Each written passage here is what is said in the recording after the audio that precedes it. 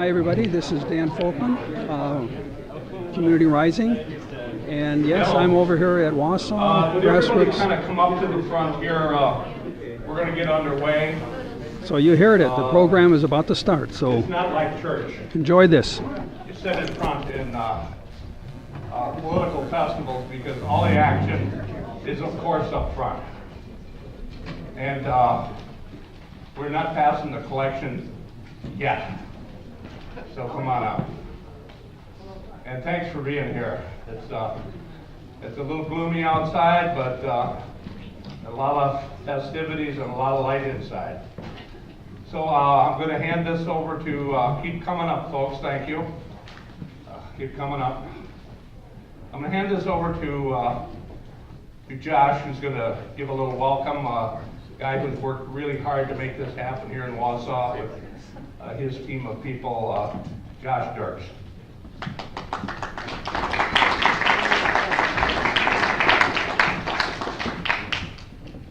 Hello everybody, welcome to Wausau for many of you.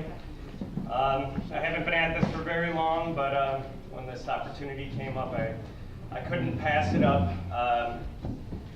And to see this all come together like this is really, well, it's making my year, hopefully making my election cycle. So just like to say thank you to all of you, and I think what comes out of today is going to change the future for Wisconsin and hopefully the country. All right, thank you. Thanks, Josh. So we'll do a little housekeeping stuff. You all should have a program. Two things you should have. You should have a agenda for the day, and you should have an evaluation form. And if you don't have those, later go over to the registration table and pick those up. So just a couple of housekeeping things.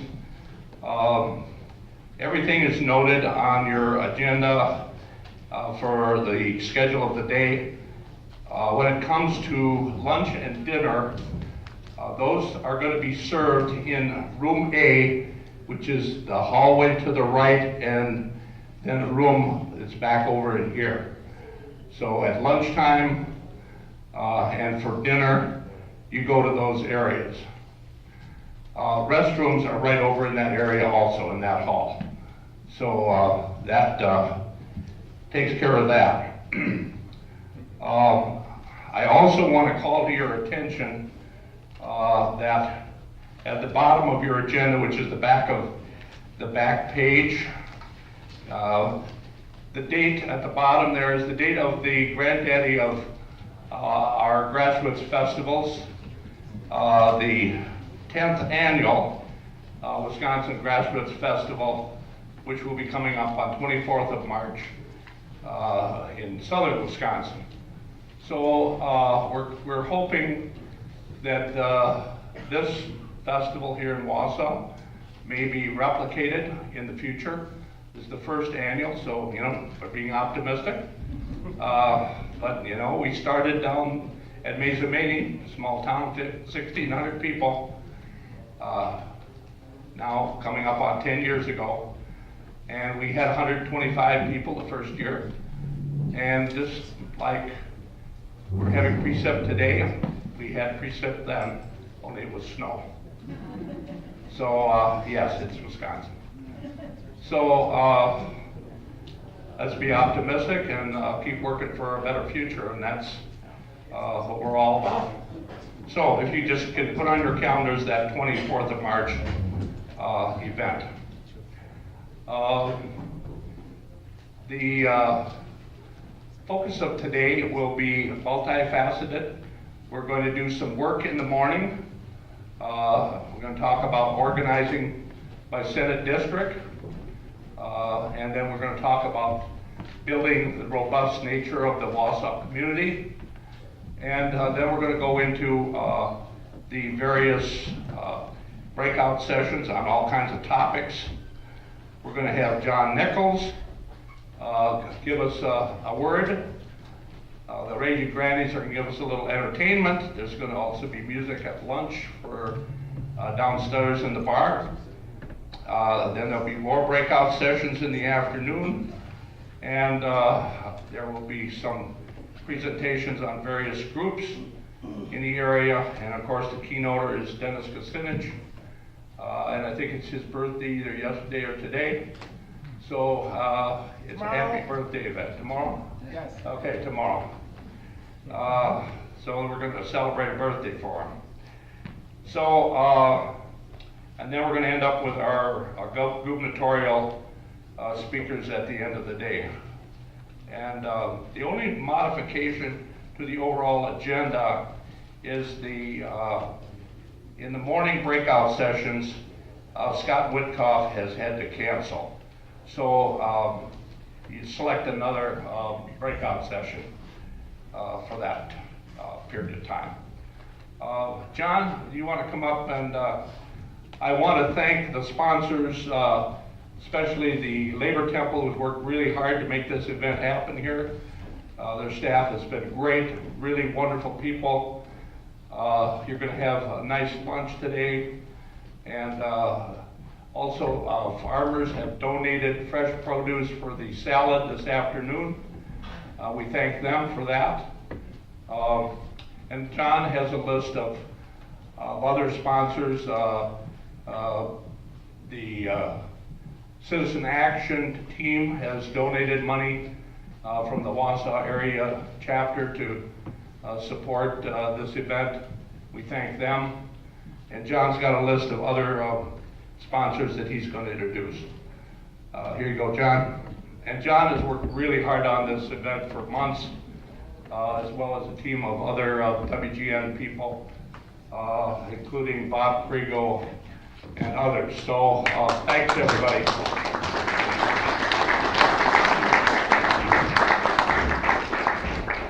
Good morning.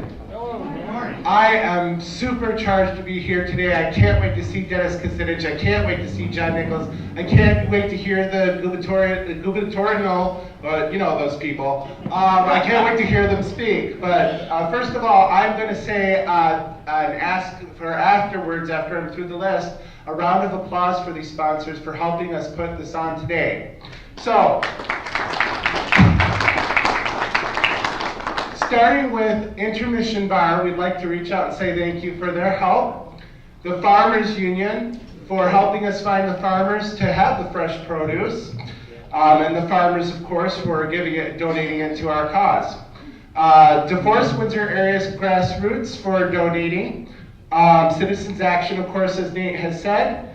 The Democratic Party of Wisconsin, the Democratic Party of Wausau. Marathon County.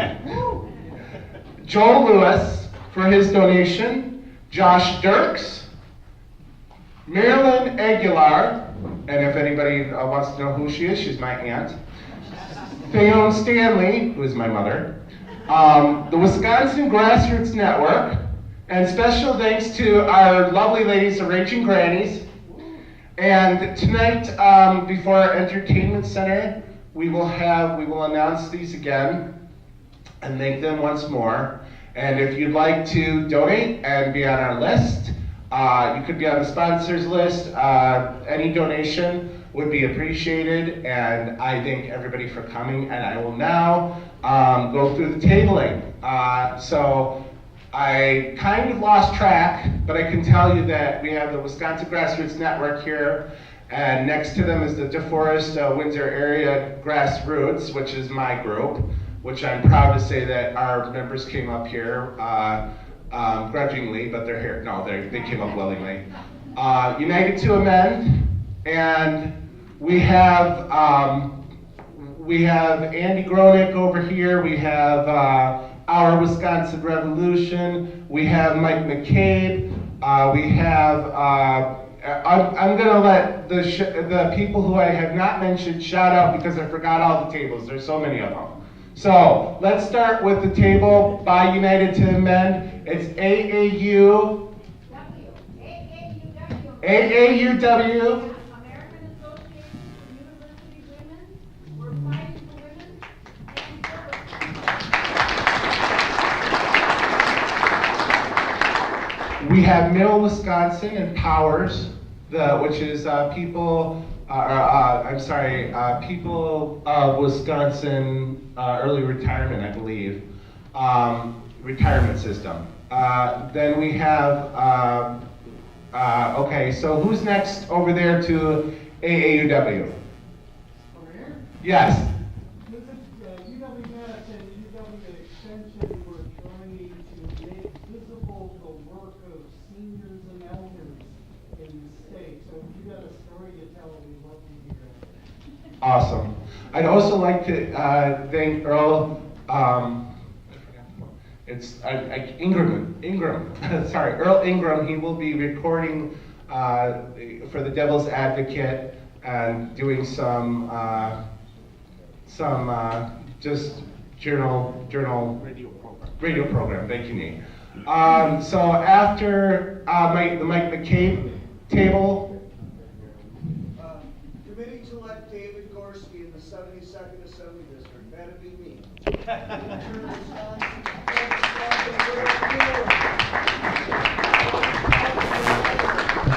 David, I'm sorry, I don't have my glasses on. I can barely see you. I didn't know who you were. I look good. Yes, you do. And then our next table is? Wisconsin Farmers Union. Awesome. And thank you guys for all the work you've done. So without further delay, oh, I'm sorry, we missed the table over here. We're with Naomi, which is North Central Area Congregations Organized to Make an Impact. We're part of the statewide Wisdom Network, and locally we work on public transit, treatment instead of prison, poverty issues, and diversity.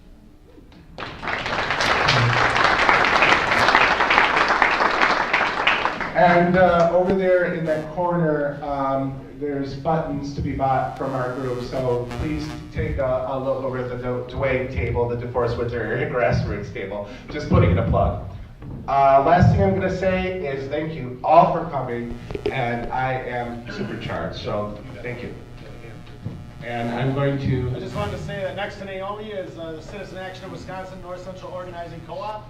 And we've been around since December, but we're member-funded and member-led, and so I'd love to meet anybody who hasn't heard about us. Awesome. On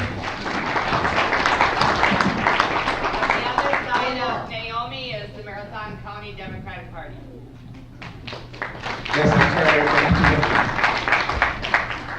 One more, back in the back, by Mike McCabe's table, we have Dimitri Martin. Woo! Oh, awesome. Great. Dimitri Martin. Well, Papa. So, is there anybody else I forgot? Marathon County Central Labor Council, we have a table set up right when you come in. It's a labor history board if anyone wants to take a look at that. So we're the voice of labor here in Marathon County.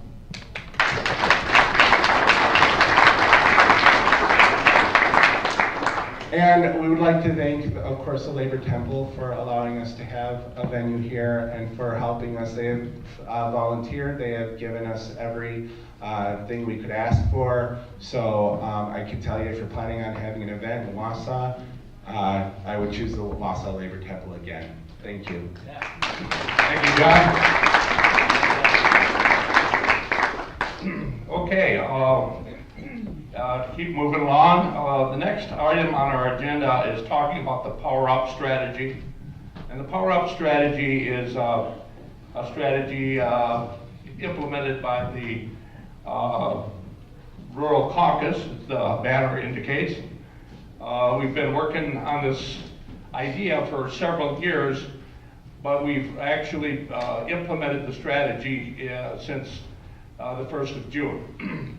And it's basically to try to empower our rural areas of the state.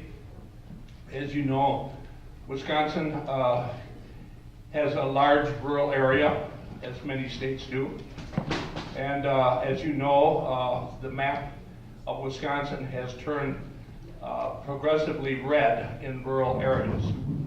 At one time, many of our rural areas were blue. In the 80s, for example, that we had far more seats in rural areas, and of course we controlled the legislature back in that era. So we have a challenge now of turning the tide back in our direction. And unless we do something different, we probably aren't going to be too successful. So we're trying to do something different. And one of the strategies is to have a more robust organizational structure in the rural parts of our state. And the two most rural congressional districts of the state of Wisconsin are the 3rd and the 7th congressional districts. So the 3rd congressional district has already formed Senate districts, Senate district task forces in all 4 of their Senate districts. And I'm going to, in a moment here, I'm going to have my friend Gary Hawley, who's chair of one of those, the 24th Senate District, talk a little about what he sees as the potential and the opportunity in that organization.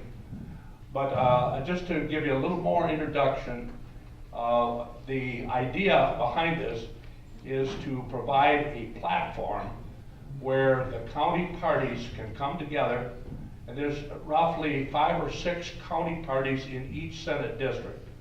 So roughly 5 to 6 counties represented in a Senate district.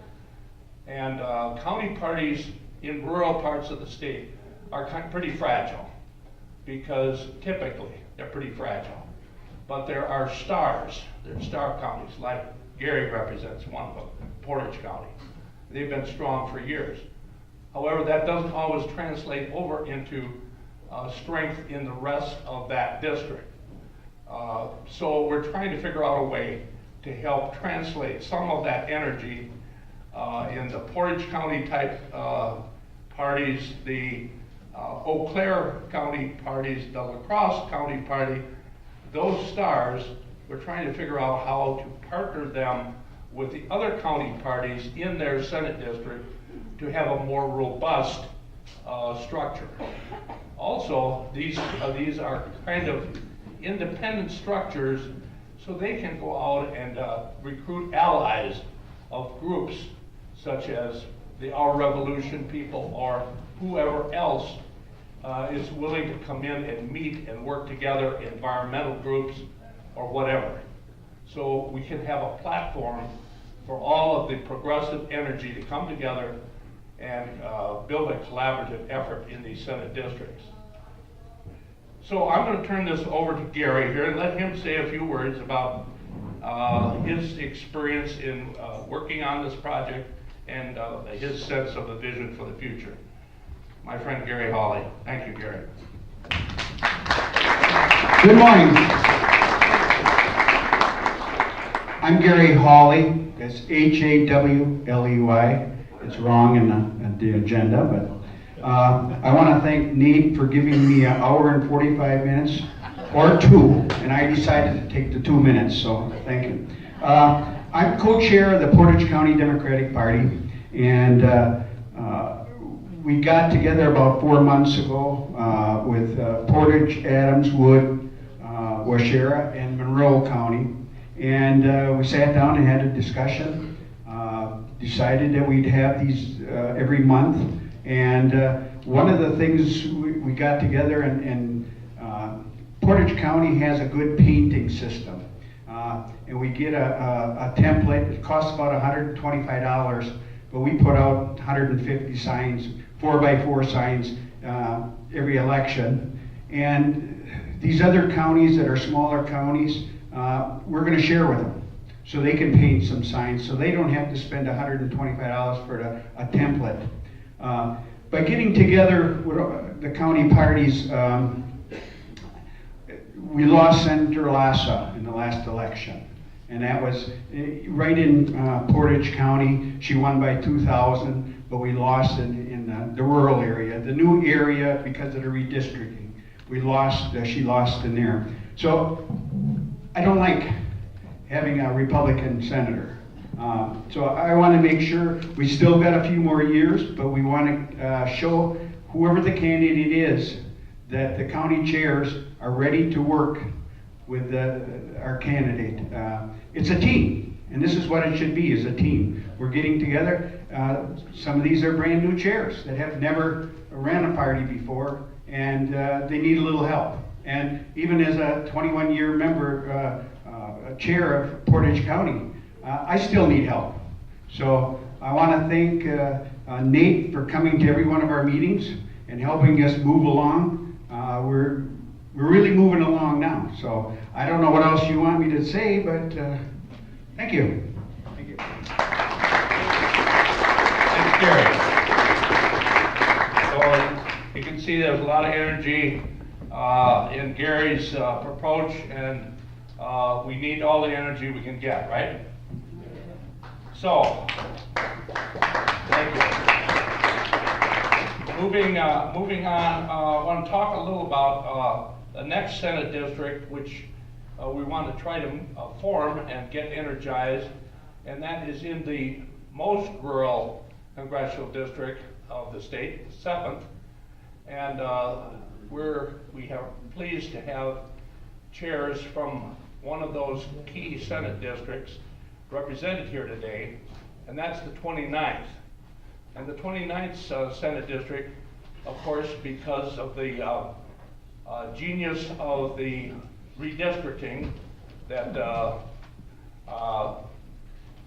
current legislative team has, they've created this oblong Senate district that runs from here all the way to Hayward, at least 100 miles long, and on a diagonal, a narrow diagonal. So it's a very challenging district. However, we're hopeful that by working together, we can create an effective partnership between all of the chairs of that district, and we can do something we haven't been able to do in the past. So I'd like to introduce a couple of the county chairs who are here with us today to talk a little about the opportunities there are in the 29th. And I'm pleased to have two of the chairs who have run in that district here to say a few words about that. And Nancy, are you willing to go? Sure. Okay, Nancy's chair of the Marathon County Dems, as we have established, and I'd like to have her share a few words. Nancy.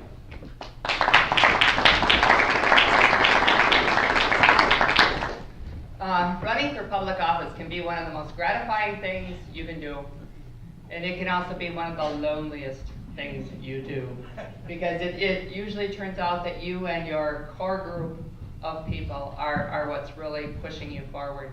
And in the 29th Senate District, if we are ever to find a candidate that can beat Jerry Petrusky, what we need to do is all of us county chairs in the 29th need to get together.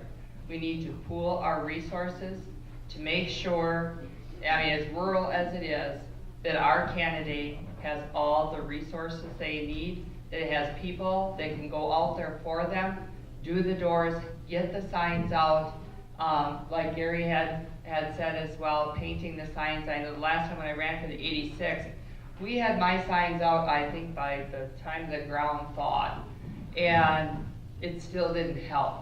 But if I would have had more backing, more people behind me, I would have felt much better about what I was doing. So I really think that if all the county chairs in the 29th can get together, pool our resources, when we do doors for everybody.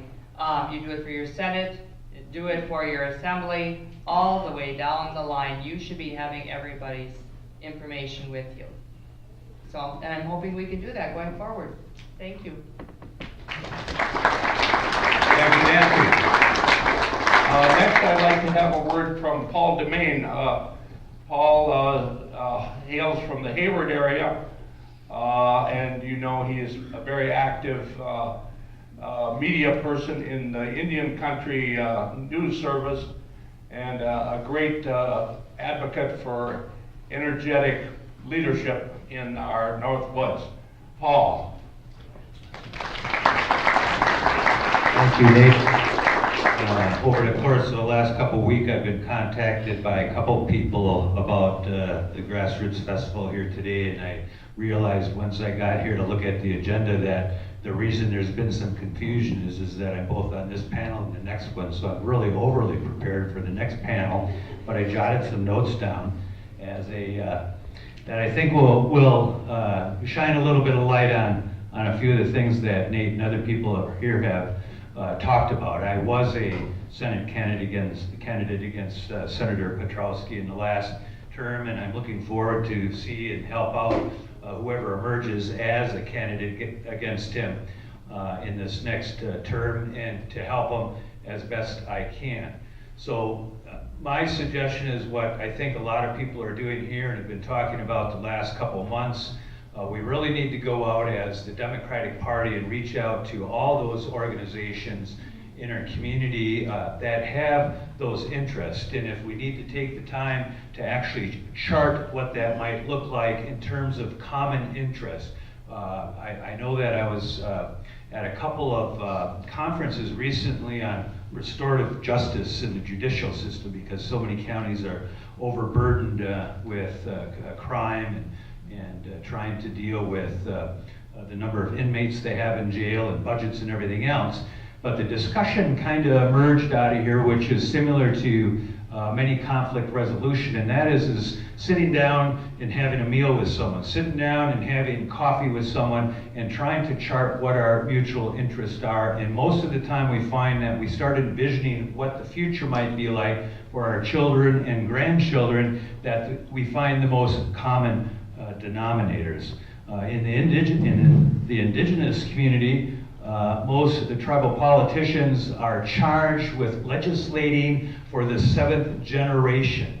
It's an idea that a lot of people find very abstract and hard to accomplish, because it's kind of like saying this: in the late 1800s, when our elders were negotiating with the U.S. government to cede, under the Treaty of 1842 and 38 and 54, northern Wisconsin, Minnesota, and Michigan to the U.S. government for their use in order to obtain the lumber and the mineral rights and other things that made this country great, the resources that were transferred to the United States. The elders sat there and said, but how are my children 7 generations from now going to feed themselves and take care of themselves? And their resolution was to cede the territory and reserve the hunting, fishing, and gathering rights on public lands. Something that's very controversial in on a lot of levels, but in the long run, I think has led to the protection of our resources in a better way than ever before. And certainly with this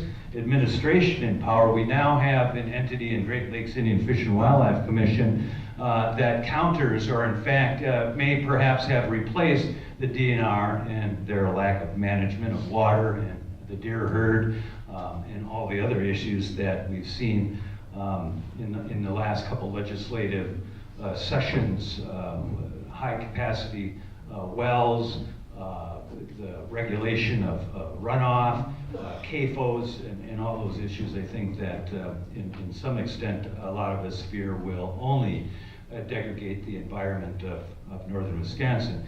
So organizing all these subgroups and finding out who they are. Real estate people who are concerned about the values of their lands on issues, resort owners, hunters, fishermen, local community people who are in favor of renewable energy. We need to go out and explore with those groups and talk with those people to find out what are common threads, so that at least we neutralize negative feelings about each other. I have here time off. You know, some of our leaders and organizers in our community literally need to have some time off. Keep that in mind. Perhaps we're finding cycles of off and on which allow some of the people in our communities just to simply relax a little bit, because we exhaust ourselves. And there are people that literally work themselves out of the system where they need to get out of the system for a little while and take some rest. I have young people. We need young people. We need to figure out how to get the young people into this room, into the room of our political parties, because they're not there. And we need to find some way to make sure that they understand the importance of this leadership in terms of what the future is going to be for themselves. So early organizing, I know Nancy was saying she's getting her signs out. or making them or whatever, but indeed I think that preparation is very essential. I'm glad to see that we have numerous candidates announcing very early. I like the idea of a primary within our own party. I know that it takes resources to do that, but I think it also allows an opportunity for grassroots people to voice their opinion on the direction of where the political party or the political movements need to go, and it gives us some choice. People shouldn't just be shut out for lack of funds or lack of organizing. We ought to give people an opportunity to see that if they can take off. One of the things I suggest for the 29th district, or even the two northern Wisconsin congressional districts, is reaching out to the tribal governments. We have 11 tribal governments. Those tribal governments in many cases are looked upon as the last salvation for environmental protections. I hate to think that people are just simply saying we don't need to deal with a lot of things because the tribes will. They are overwhelmed and exhausted in many ways as well, trying to provide things for their people, and but there needs to be a protocol there of outreach. Google Wisconsin Tribal Government Contact List, you can find that. Who are the tribal chairmen, who are the other legislative people, and write your letters in introduction, and go there and listen. Go there and listen as candidates and as people who want to get organized in the area. There's 11 tribal governments. There's Great Lakes Intertribal Council up in Lac du Flambeau, which is a hub organization, the Chippewa Federation, which oversees the Chippewa tribes that have off-reservation fish and wildlife rights, and Great Lakes Indian Fish and Wildlife Commission, which is the technical aspect of looking at the health of our resources in northern Wisconsin. By the way, the 29th Senate District is more than 100 miles long. Wherever Nate is or whoever said that, it's more like 167 from Wittenberg, Wisconsin to Sealy. I think it's about the same from Sealy down into Marshfield. Coming down today, getting up while it was still dark out at 5:30 in the morning and packing and getting the car to come down here reminded me of what the campaign was like. Today's there's an event in Marshfield. You get up early, you drive all the way down there, and then you turn around and drive back, and you hope that there's other things that you can do along the way between here and there. And yet it's important to get to all areas of the district. It's also important to remember that we have a growing community of color within the 29th district in northern Wisconsin. Something like 8% of the community is now tribally oriented, between the Ho-Chunks from Wittenberg, living here in Marathon County, the Ojibwe people up on the Lakudere Ojibwe reservation, the Hispanic people who have come in to work on the farms in Taylor County and stayed, a growing African American community and the Hmong community here. We need them at the table. They will become a very important constituency in the future, as all the dynamics tell us. We need to bring them into the fold. So, with that, our charge is to figure out how to bring those farmers and those labor organizations and people that I remember growing up on South 3rd Avenue that used to walk to 3M and Connor Lumberland with their little lunch bucket each day, representing good paying jobs that no longer exist here in the industrial district that ran through the middle of town. But I think that Wausau's done a wonderful job at beginning to convert the idea that that was an industrial district back to some of the things they're doing with along the riverbanks of the Wisconsin River that are very beautiful, that bring people back into these areas. Those are progressive ideas that have won in the past and will win in the future, looking at how to rebuild our communities. So, thanks.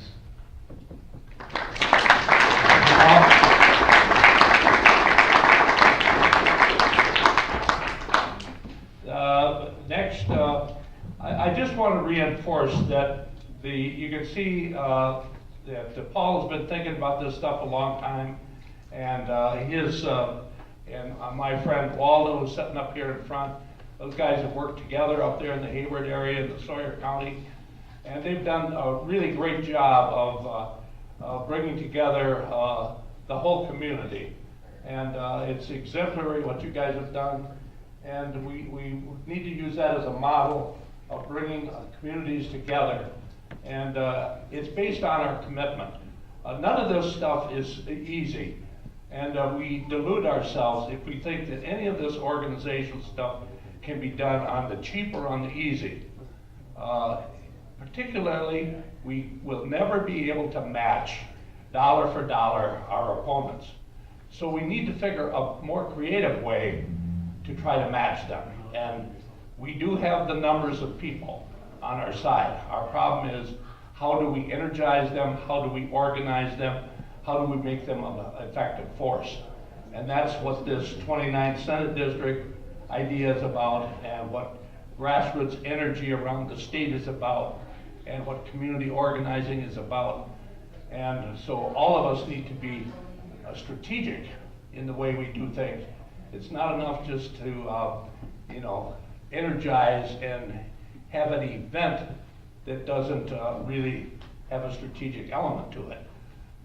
So I'd like to bring on David Barnahill, who is working in the northern part of the 7th Congressional District, and he has got some experience working on trying to bring these various groups that he has been able to energize forward, and I think he can give us a little view of maybe some opportunities going forward. David, thanks for coming.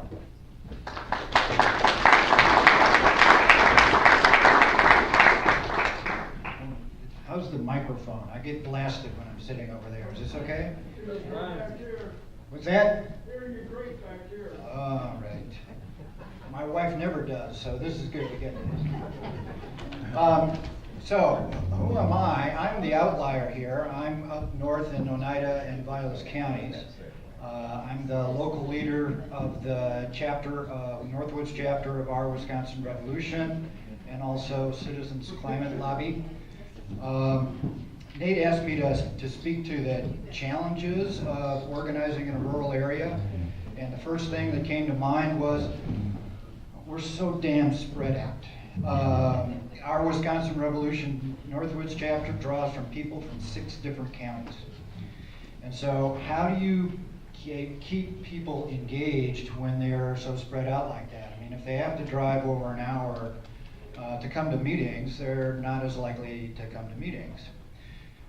So I've got just 4 suggestions on dealing with that dispersion. The first one's the obvious one, and that's motivation.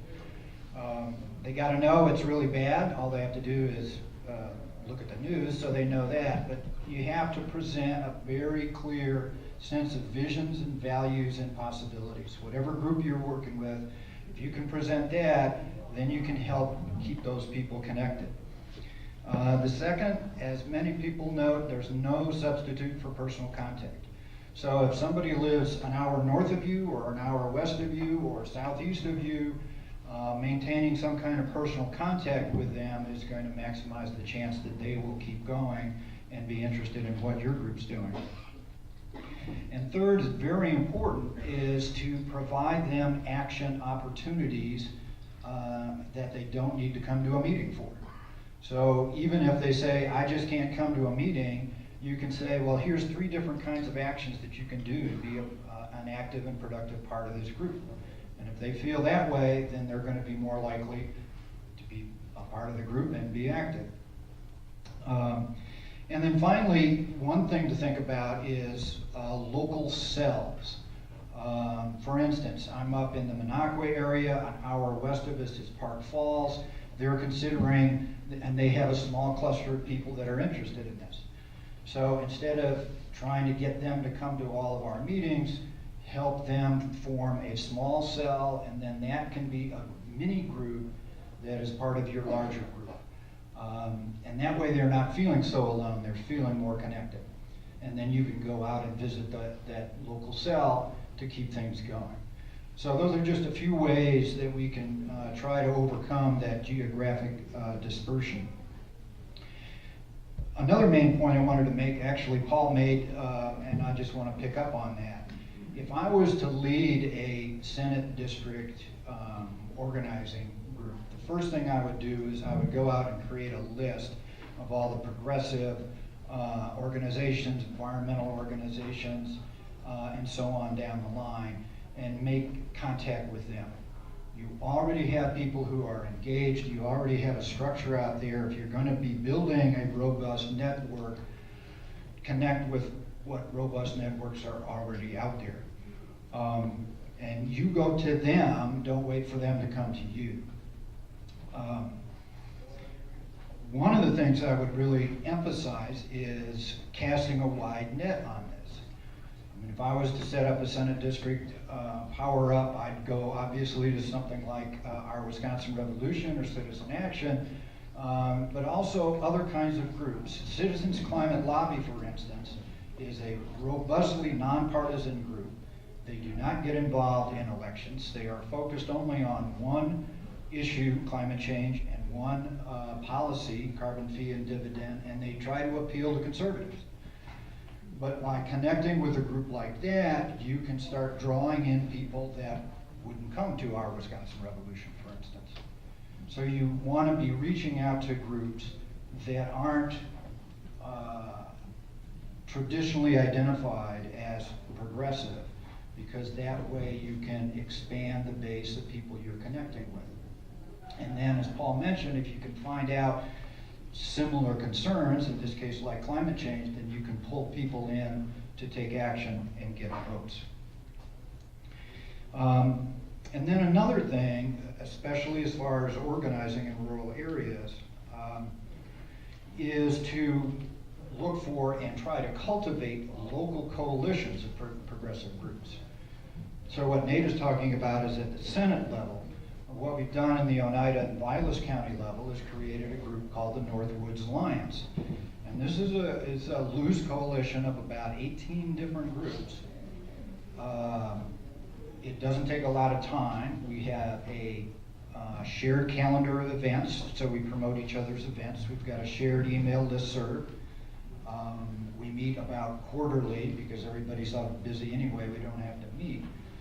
But that's another kind of structure to draw on. Instead of having our Wisconsin Revolution Citizens Climate Lobby League of Conservation voters in our area all by themselves, bring them together, form a local group, they feel connected, and then if you come in, for instance, at the Senate level, you can connect with that group and the word gets out.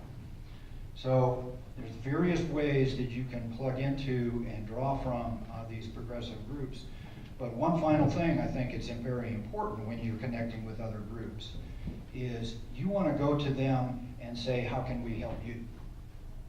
Instead of saying, I want your support, what are you doing? What you're doing is cool. Here's how we can help what you're doing. Once you've established that relationship, then it's more likely they're going to be helping you as you go along. And one final comment, this is sort of more speculative about organizing, but one of the things the Oneida County Democratic Party is starting to do now is to organize at a micro level in the sense of having ward captains or town captains. Someone who will volunteer to be a point person at a very local level, who will know the voters much better than, say, the county chair would know them, and certainly somebody who's just dealing with the Senate district. I think this is going to be interesting. We'll see how many of these wards or towns that we can cover. But if you want to develop a robust network, also think at the micro level, at the ward or township level. And if you can have one person that is a contact there that you can connect with, then again, I think you are more able to be drawing on people and moving this whole thing forward. So there's my comments. Thank you. Thank you, David. Really spot on there, David, with the issue of this micro-organizing in the 4 Senate districts, in the 3rd Congressional District. All of them have talked about and are strategizing about exactly that point of trying to figure out how to work in the small communities. This is where we have been weak or completely inadequate. And it's a strategic focus to get at those communities. It really requires a unique kind of approach But the 17th Senate District is, in the South, has a plan that they're developing to work on that. They're targeting communities throughout their Senate district, and they're trying to identify contacts in those districts. And a number of other Senate districts are talking about that. This is a case where creativity is the art of the day. Nobody knows the best way to do this. Let's get out there and try. Let's try different things and see what seems to work. And then when we have these networks on these Senate district levels, we can share those ideas. So it's not just one county party or one organization by itself doing something, and maybe it works well for them, and it takes another 10 years before that idea gets out to, a broader audience. We have the structure now with these task forces to disseminate information quickly across a real large, wide geographic area. And that's one of the purposes behind creating these task forces, is a robust system of communication, sharing resources, sharing training, and building these collaborative relationships that both Paul and David and Nancy and Gary talked about. Because rural parts of Wisconsin, rural anywhere, is about personal relationships. We all know that. We just haven't taken very good cognizant of how to use that. Thank you, panel members, for your input. I appreciate your time and effort. And we're looking forward to moving forward with the 29th Senate District. Now I want to turn to the other side. Nancy, I'll invite you to come over here, because this is a community effort over here. This is the Wausau community. And I'd like to have Joel come up and talk about our effort to try to bring the Wausau community together, much in the spirit of what David talked about, trying to bring the different groups in Wausau together. And Joel and Nancy and Josh, all plus their allies, are working on this. So talk to us, Joel. All right, thank you, Nate.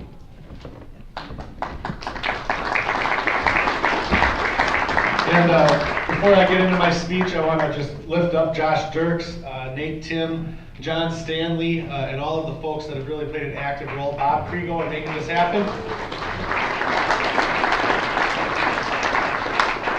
There's an old joke out there that former County Board Supervisor Jim Rosenberg told me. He said, when liberals or progressives form a firing squad, they like to form a circle. And the reason I want to bring that up is I think that Nate Tim, John Stanley, Josh Dirks, and all the folks involved in this are trying to make it so we're not in a circle anymore, right? The last election, I feel, has created that to be even worse, because we have this kind of division of people who maybe are loyal to a party, but maybe are not, are loyal to issues. And so I think that that's why issue-based organizing is the answer to a lot of our problems. 99% of the things that we all care about are the same, right? Maybe our number one issue isn't the same. But for the most part, we all care about having a good environment. We all care about having family-sustaining jobs in the northern part of our state so that our young people will stay here, so that we can see our grandkids and our kids, right? We all believe in that. And we all believe in protecting the freedom of everyone. I don't think anyone in this room is going to tell me that they don't believe that everyone deserves equality, or that we should not worry about polluting the river or the lake, right? And so, but once you add the Republican or Democrat or Bernie or Hillary or Green Party or Independent, any of that, you push people away. I've experienced it. I've experienced it as a candidate. I've experienced it as someone who's been active in the local Democratic Party. And then I've experienced the flip side by working with an organization like Naomi that doesn't endorse candidates, that doesn't talk about Republican or Democrat. They talk about public transit. They talk about reducing the prison population, treatment instead of prison, right? And these are things people can get behind. And believe it or not, there's Republicans that go out and knock doors for public transit, right? So that's great. That's how we can connect the divide, And I think, and I hope you don't get mad at me, Nate, but I'm not going to just talk about Wausau.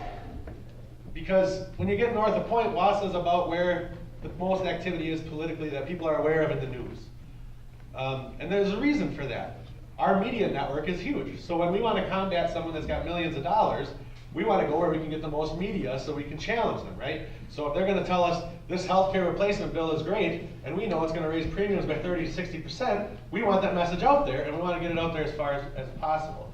So we get doomed into organizing in places like Wausau because of the media market. The further north you go, the harder the media market gets.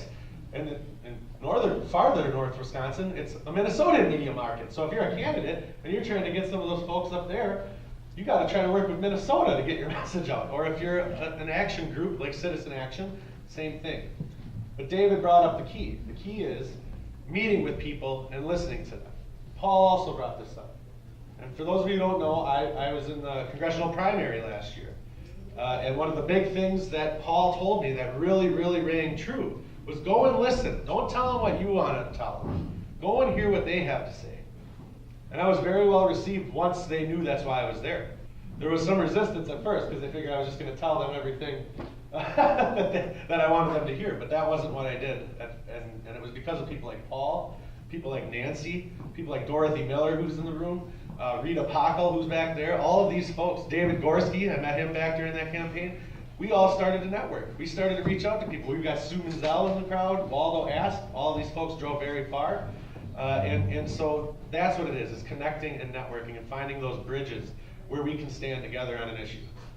Like me personally, my number one issue is environmental. My grandpa raised me in the woods, taught me how important the plants in the woods were for us. At an early age, I learned about the edible plants in the woods. I do maple syrup, I do honey. You know, what's the number one thing for me? And unfortunately, we don't see a lot of investment in that. But when you go around the northern part of the state, you find a lot of people that care about this. And that's where our power comes in. And so I guess I'd like to leave you all after this speech thinking about how we can increase our power, how we can continue to work together, and how we can make sure that that circular firing squad becomes a straight line, and we actually are targeted at going against those who oppose the things we care about. So thank you so much for being here today. Thank you very much, Joel. Thank you, Joel. There's too many J names. So next, I'd like to have Nancy kind of reiterate her experience here in the Wausau community, and it's great that Nancy and Joel and Josh are all of a common mind of working cooperatively together. That's one of our key elements in trying to make progress in all of this, is this desire to suppress the tendency on the left to splinter. It is really one of our deadly sins. And it's, I think you all understand that we got a lot of committed people with different ideas, different issues, people who do a lot of reading, do a lot of thinking, and they naturally have different ideas. And that's great. That can be a real asset. But we also have to figure out how to work together. So sometimes we have to suppress our individuality a bit to form a community. And that's I think we all like the idea of community. So we have to keep that value in symmetry with, and in harmony with our individuality and our great ideas. And I think we're coming around to that, but we got ways to go. Nancy.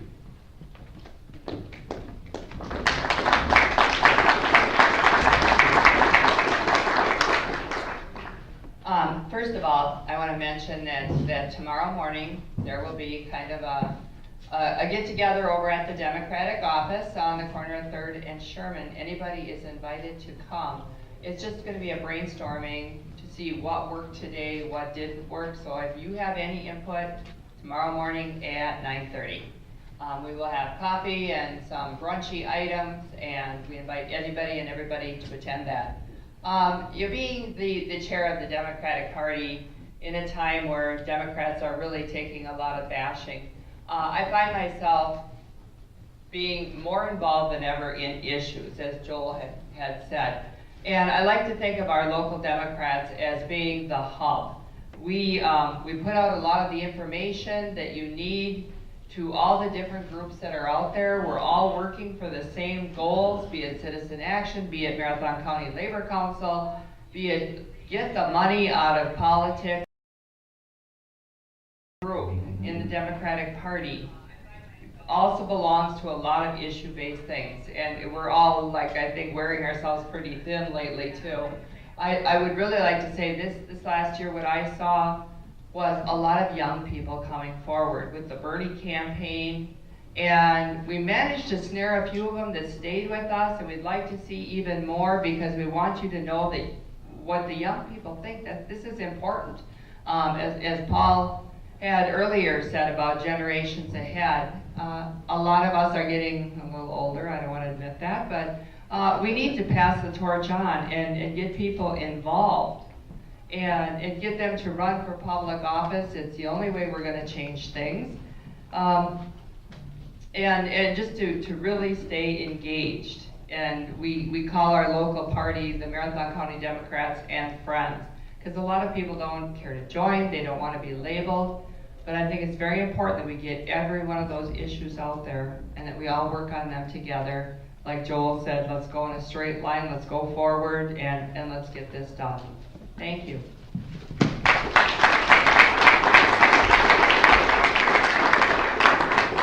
Thank you, Nancy. Josh, you want to give us a last word? You don't want to tell us anything about Poland? Josh just came back from a trip, 2-week trip to Poland, and last night he was telling me a lot of interesting things about the politics of Poland. Why don't you just come and say a few words?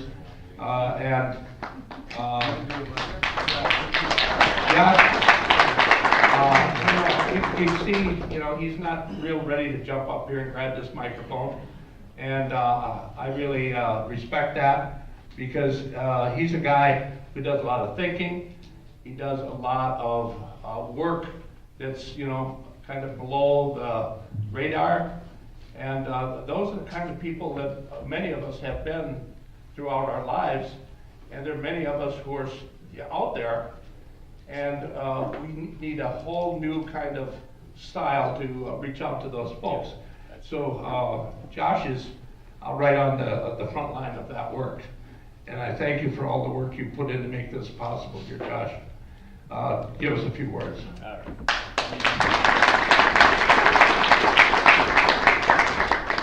Thanks. Yeah.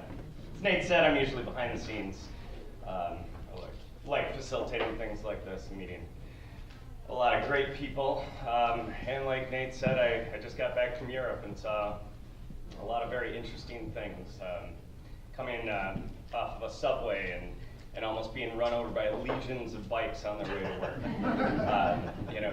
It just made me glow for the rest of the day. Stockholm is just overrun with bicycles, one of the happiest places in the world, and they're trying to keep things clean, public transportation. It's a really nice place to be, and Poland's facing a lot of the issues that we're facing here as well. They'll log some of the oldest growth forests in all of Europe, and the government's obviously probably making money hand over fist on it, but it's all written off as trying to protect, but you don't protect with gigantic machines that are mowing down the lungs of our planet. So this is happening all over the world, and my cousin works as a lawyer in Warsaw, and he's fighting the same fight over there. So it's got to happen at a local level. You gotta reach out to people, talk to people on a day-to-day basis. But yeah, definitely to pull together all of our different voices and get some unity and get a larger voice. We're gonna hopefully make some good change. Thanks. Thanks, Josh. Okay, we're getting ready to transition. And before we do, I want to call to your attention. If any of you in your community want to step forward and be one of those leadership people in your community, It might just be your coffee clutch. It might just be a few of your friends or relatives. Stop by the Grassroots network table, and remember, it's a network.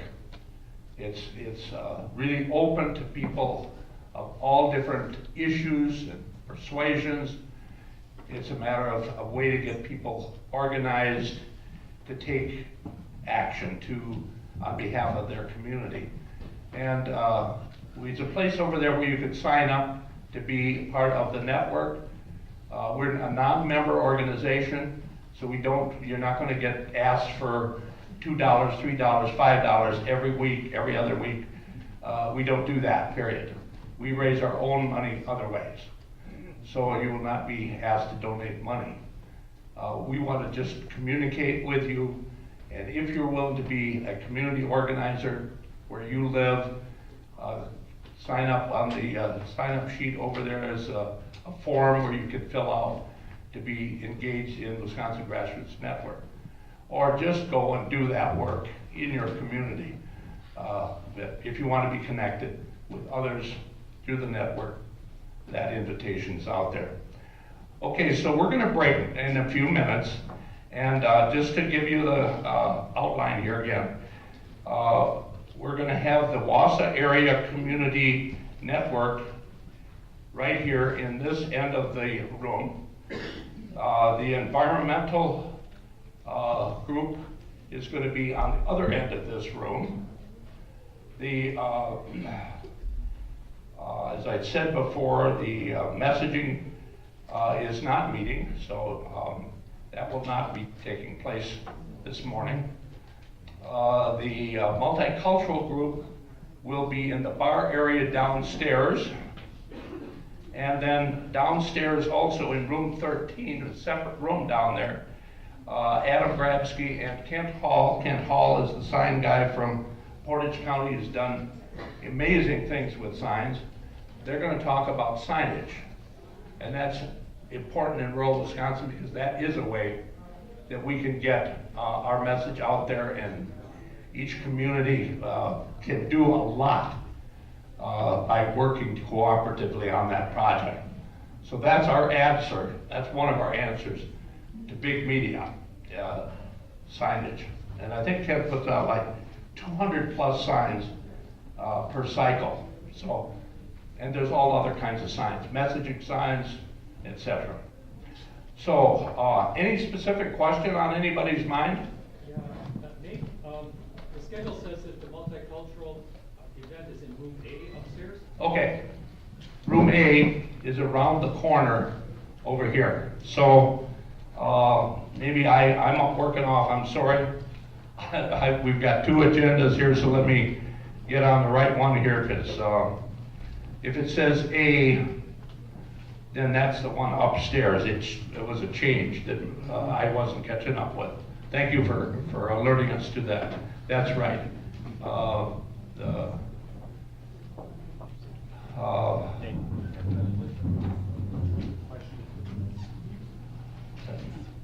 Nate, in the back.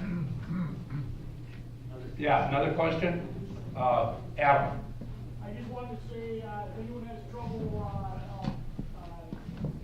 navigating the stairs, you can talk to someone on one of the main tables, or one of the WGN people, and we'll have someone drive around the downstairs door, so we'll try to navigate those stairs. If there's a difficulty for you, we'll make it happen. We'll bring you around.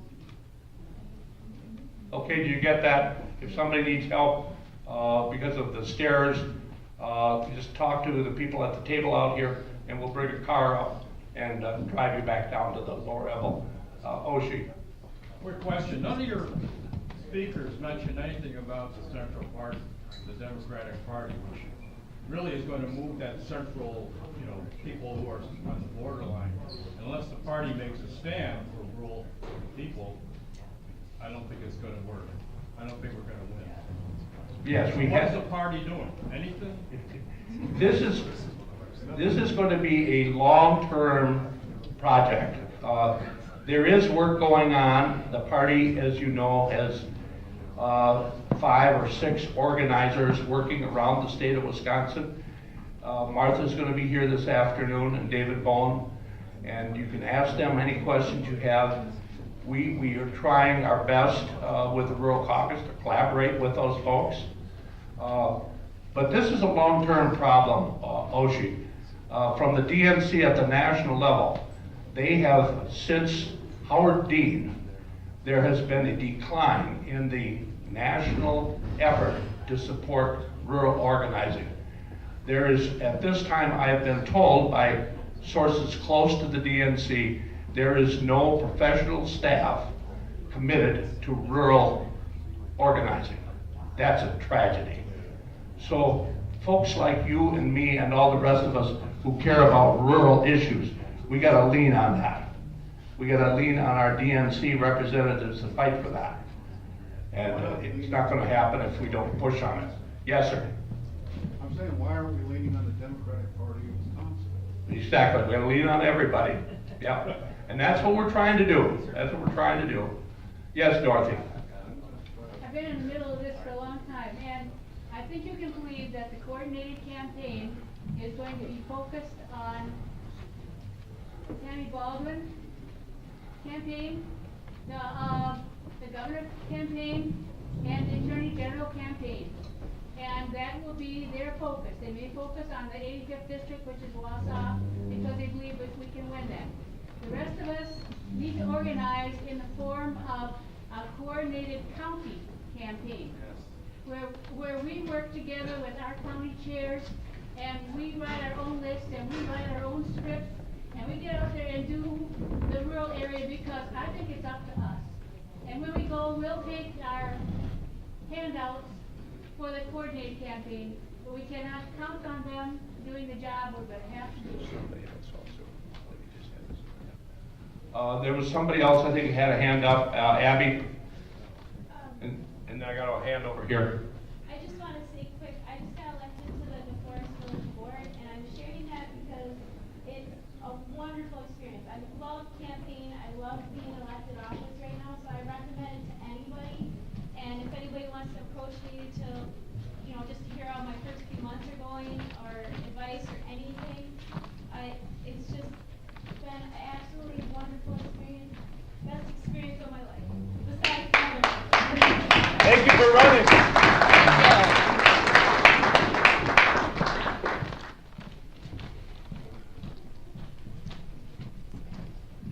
Hello, thank you. Terrence Worthen, Our Wisconsin Revolution. What I wanted to say to that was, we don't need to wait for anyone. I'm not waiting for the DNC, I'm not waiting for DPW. We can do it ourselves. We have statewide organizations, we have Our Wisconsin Revolution, we have organizers in this room. The waiting for someone to show up and do it for us is what's killing us. Yes. We need to do it. Yes. We're going to do it. I'm not asking who's going to do it. I'm doing it myself, my board members, Our Wisconsin Revolution, all of you, the people running for governor in this room today. We're doing it. There's no waiting. It's our job. It starts today. We do it now. Don't look at the NC, DPW, or anyone else. Thank you. Thank you very much.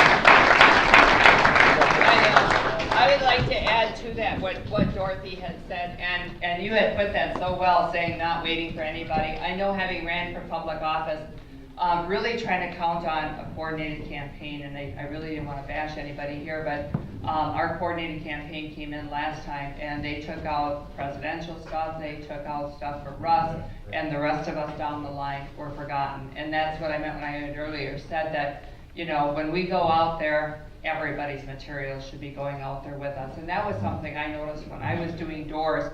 If there was households where they might have been like leaning Republicans that I was seeing, I'm finding on the door those little Avon plastic bags, and they had everybody's. They had Trump, Duffy, all the way down. Everybody's materials were in that bag, because you're known by the company you keep.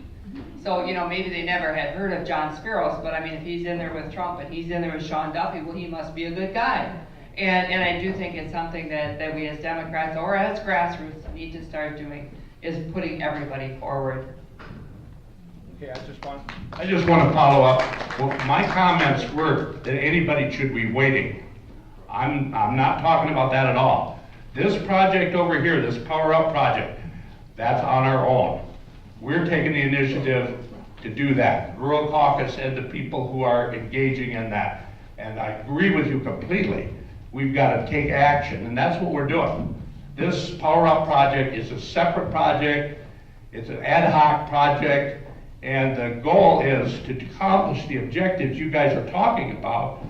In all of these 4 Senate districts that are organized, I'll give you an example of one specific, then we got to go to our next breakout session after Joel has a chance here. We are taking the initiative to bring together the coordinated campaign elements and say, we want to be in the driver's seat. I got to tell you folks, the way it works in politics is if you got the energy, they come to you. If you just sit back, like you said, wait, then they have the energy and then you got to go to them. So the way you turn that around is you get organized. You create a Senate District Task Force. And then you've got some energy, you've got something going on. At the 17th Senate District meeting, we had a representative of DPW, we had a representative from the Senate caucus, from the Assembly caucus, and from Wisconsin Progress. All of those organizations came together and sat down at the meeting with us, and we mapped out our future strategy of how we were going to work together. That's the way I think we should have it done. Thank you, Nate. And I just wanted to add to what Dorothy said, and I'm sorry, what was your name, sir? Terrence Morgan. Terrence and Abby and Nancy. The key is getting more people to run for local office and also not waiting for anyone, like you said. And so what we have learned is that the parties are going to spend money in the areas where it's safe to win, where it's most likely that they're going to win and they're going to get a return on that investment. There are assembly districts and Senate districts all over the state that we could flip if we were to actually look at those areas and say, okay, the party might not have the resources to work here, but we've got networks, we've got people, and we've got other organizations to make it happen. So let's do that. Thank you. Okay, you're dismissed to, and when you hear the bell, there's going to be a bell rung at the end of this next session, then come back up here. Thank you. We're all right here.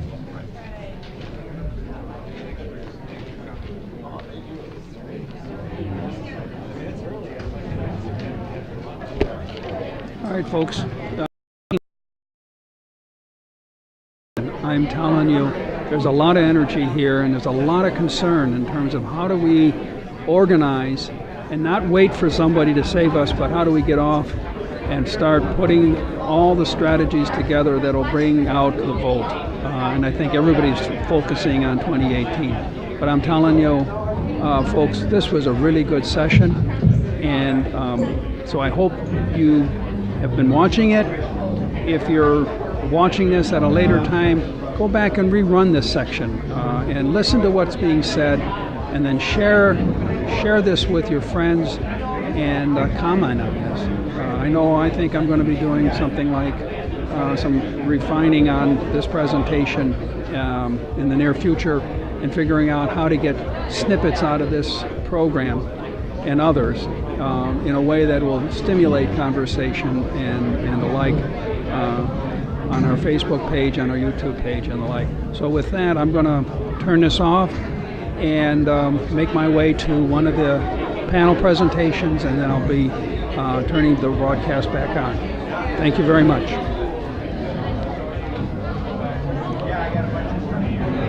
And stay tuned, please.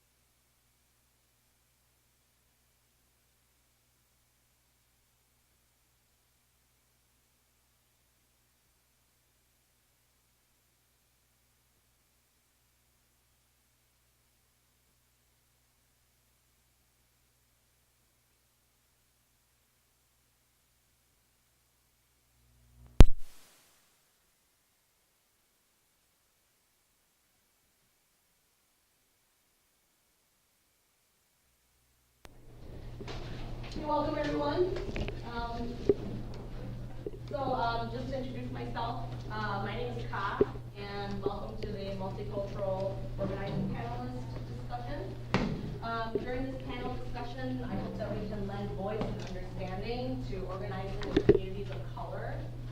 And just a little bit about me before we start. I am mom.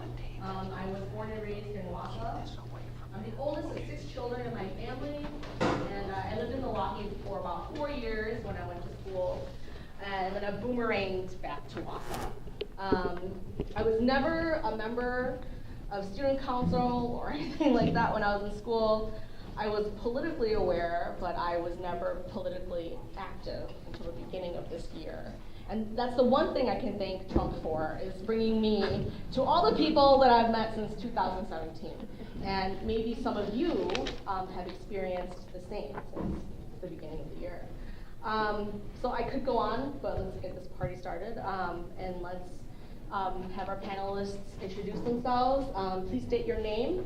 If you hold a political office or any type of title, please state that also. Where you are from, your ethnicity, and what issues you have organized around. Well, my name is Yi Lang Zhang. I'm on the county board representing District 19, and I'm also a member of the East Service School Board of Directors. I'm of Hmong descent, and I've been in Wausau my entire life. So I've been involved with the community for a couple years now. I ran for office in 2014 and magically won somehow. So. My name is Tony Gonzalez. I'm owner of EAG Interpreters, Hispanic Outreach. Very involved in the community, especially with the Hispanic community in the area. I'm part of an organization, well, a project called Torron Wausau. I got Macy here also. Non-political, okay, trying to work things with everybody, get it on the table. Also part of Wausau Metro Strong. And the main goal about all this is, try to see what we can do to make this area more welcoming, more safe and everything, and also with that, how to work with everybody and the best people possible to get our things solved and starting in our area and then going out of there to the whole state. So thank you for having me here. My name is Angel or Angel Montes. I am a little political. So I am a community organizing director with the Democratic Party of Wisconsin. And we're working with the coordinated campaign statewide.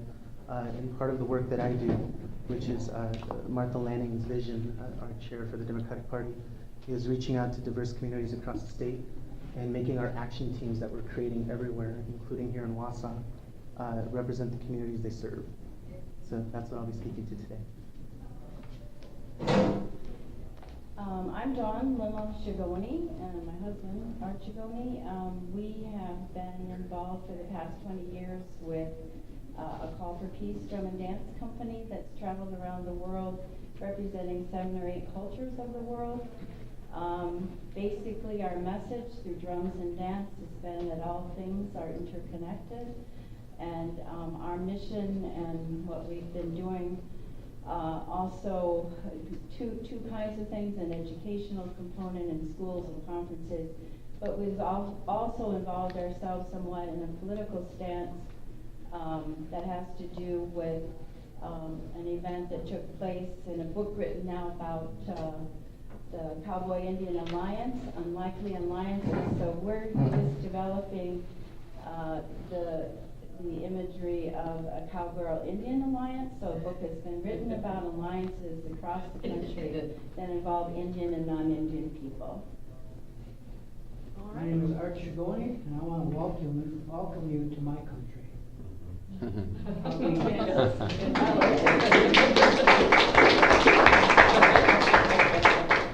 I'll be damned if somebody's going to throw you out of my country without asking me first.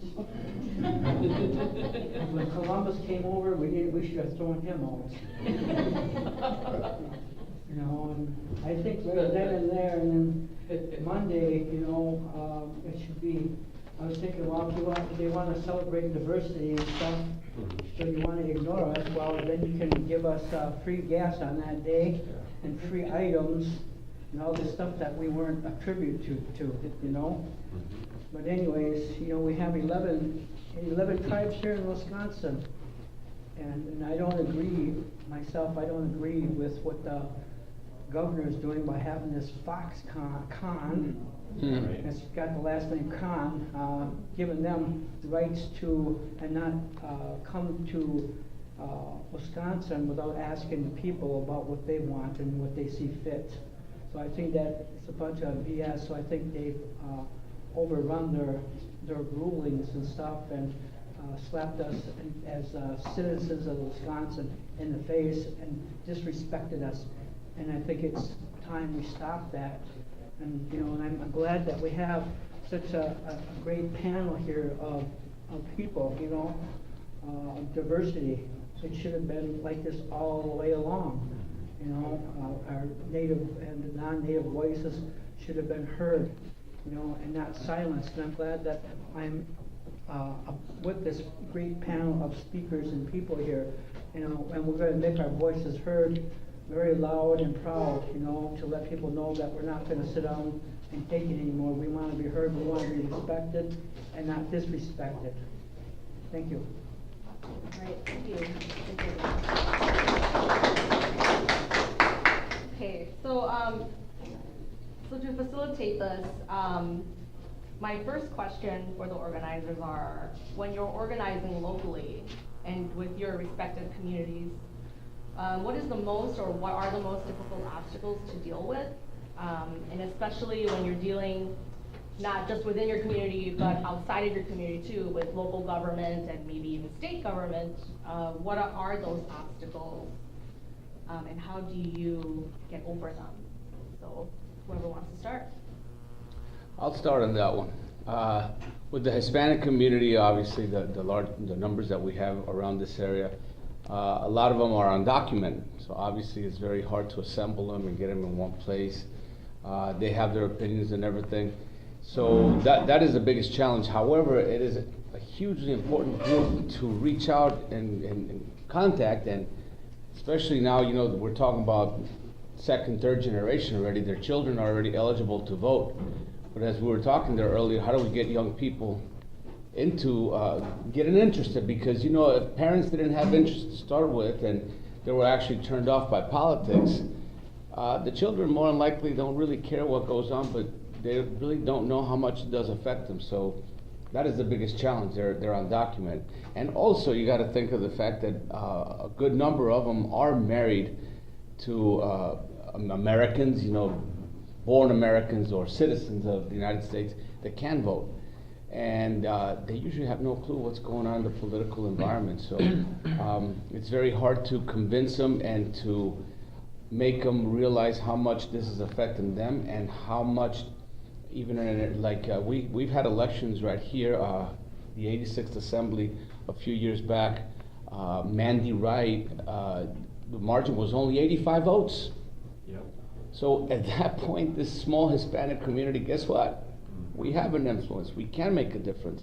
So the hard challenge is to get out there and to make them understand what's going on and make them feel safe that they can come and participate in the process.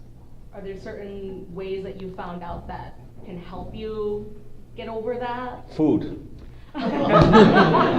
Definitely food. You have a good, and I'm not kidding, I also run the soccer league here, and we have 10 teams. Over 90% of our players are Hispanic, many of them are undocumented. And you put soccer and food together, it doesn't matter no more. They get there, and I'm not, it sounds funny, but it is actual, there is no bigger passion that as Hispanics we share, but soccer and things like that. Soccer in particular. My team lost on Thursday, I'm very upset. And it upsets you that much, but yeah, that is a way to do it, but it takes participation. We had an event just recently with the Hmong community. We participated with the Hmong community, and there they were. They'll come out. So that is a way that we, and especially, when also we're talking about, when we talk about Hispanics, I'm Colombian. I'm from Colombian origin.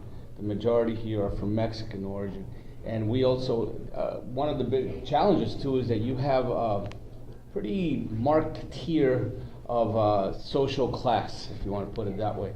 Those who have and those who don't. And that comes all the way back from a home country. That's the way things are.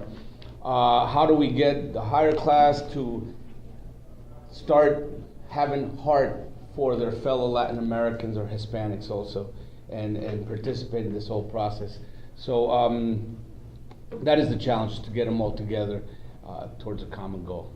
So many times, you know, believe it or not, when you heard this last election that 30% of the Hispanic vote went for Trump, you know, and I'm not endorsing either one. Again, I want to make that sure, but it surprised me. I fell out. 30%? Who are these people? And then when you come to find out, it's probably second, third generation that don't have a direct connection with their home countries, okay, or the countries of their parents. Or many times in the Hispanic community, one thing that happens is that, like here in Wisconsin, 1 out of every 10 Hispanic is a business owner, okay? They're entrepreneurs. So a lot of them say, hey, if I get my competition not to come here, I'm secure in my... So, you know, we need to combat that and understand that there's plenty of room for everybody, and get people to understand and be more sympathetic to the culture that they come from. That's not it doesn't mean you stop being American or anything. It means that you just got a different culture, different background. Polka Fest is awesome. I go to it. Everyone there is American, but that's the things we got to appreciate. Okay, anyone else? In the Hmong community, you know, we I specifically like to divide it into 3 categories. So, you know, one is the elders, the other one's the young professionals, and obviously the third one is the youth. I call them youth, but they're typically the young students who just recently graduated from high schools, attending college, so on. The young professionals, I've seen that they are heavily engaged in the political field, whether it's voting, they exercise their right, they use their right to vote, they use their right to speak. So but those are usually typically the ones who are educated or who have gone to a higher education or a higher institute of some sort. Now, when talking about the elders, you know, the elders, I have seen that they are very passionate about voting. They want to vote and they want to use it. The problem is that they don't know when to vote or where to vote. That's the biggest obstacle for them to overcome. I have seen elders that would walk 2 miles to go to the voting poll if they know where it is to vote. As a matter of fact, during the November election this past year, I met an old lady there who she was having problems communicating with the person at the poll because of the language barrier, and I ended up having to step in as interpreter and interpret for her. And the most amazing thing was that she had cataract, but yet she walked 2 miles to come and vote there. So you can see the passion among the elders, and like I said, the biggest obstacle for them is knowing when, where, and obviously the language barrier that stops them from voting. Those are the biggest obstacles for the elders. Now, regarding the young folks or the youth, I like to they are engaged. They know what is happening. They are aware of obviously the Trump phenomenon and everything. They were aware of it during the election, but some of them didn't go out to vote. It came down to being inspired, into them realizing how important, some of them didn't realize that their vote, they didn't even think their vote mattered. As a matter of fact, some of them they felt that they would rather be doing something else rather than exercising the right to vote. And it's just a matter of telling them how important and showing them how important and how close the election can be. And I think that's the most important part. So I can speak a little bit to that. So I'm across the state. I'm from Mexico. I actually came here when I was 4 years old with my family. We came undocumented. I'm a citizen now, but that's why I'm actually here. I'm fighting for people that live in the shadows. It's very important for me. But the reason that the work that I'm doing right now is actually working with everybody. So I'm reaching out to members of the Hmong community, working with the African American community, Latinos, the Native community throughout the state. We're building neighborhood action teams with these groups. We have a couple teams that are already on Native land, Menominee and Oneida. Very excited to see them taking action. But the one thing that I've seen as far as why it can be difficult and why it takes a lot of time to be able to build these relationships is that the Democratic Party, or I would say groups in general, haven't been very intentional with our outreach. We go out there and we try to tell people how to organize. We're here to organize you, is kind of the term that's used a lot, or we're here to make sure that you win. ultimately, it's not our job, I think, as organizers or community leaders, whether you're a paid employee or a volunteer, to organize anybody. It's your job to empower people and show them how to kind of lift themselves up and be leaders within their own communities. And that's the steps that I've taken with the various communities that I work with, is not being there to, again, tell them I'm your organizer and I'm here to put you to work. It's like, I'm here through November 6, 2018. I'm working for the Democratic Party for the coordinated campaign, but once this campaign is done, I'm not going to be here, but you are. And this is the reason why you have to fight. So when I'm talking to Latinos, for example, I was talking to a young gentleman who was on, many people who are on DACA right now, and their main struggle is knowing that they're not all rapists and murderers, right? Which is the perception that the right would want to have you think. They're actually doctors and teachers and people that are important to the community for it to continue to survive. So from my perspective, is getting them involved, telling them instead of complaining and screaming at a TV, let's do a phone bank that pushes our state legislatures or our congressmen, our senators to support the Dreamers Act, right? So don't just sit and complain about it. I'm empowering you, I'm providing you the tools that you need to be able to get active. And I think when you come at it from that perspective versus telling them I'm here to organize you, I think that you'll be very effective in whatever work that you're doing, because people want to be able to feel like they're independent, self-reliant, and that nobody's going to come and tell them how they should organize their communities. Art, Don, do you want to add to that? I think that we have 11 different tribes here, and I want to say put a big thank you out to Paul Domain, because he has News of Indian Country and Indian Country TV. And so that gets to all 11 tribes, including tribes out of Wisconsin as well. And that's a great thing that we have is that that's a kind of like a great smoke signals like that.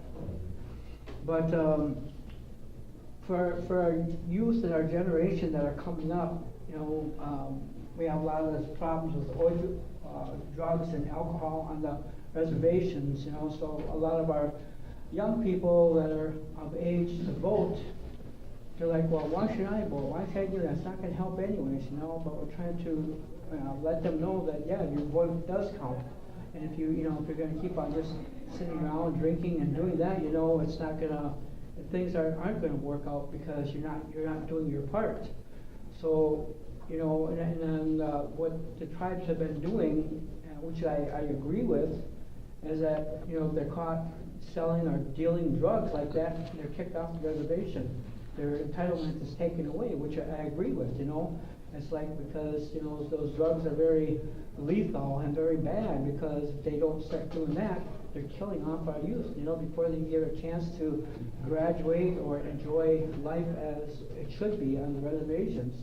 And I also feel kind of a two-parter thing here too, is that, when back in the 70s, they came up with casinos and bingo halls, which was a good thing, because the government promised Native American people that the government would say, well, we're going to take care of you.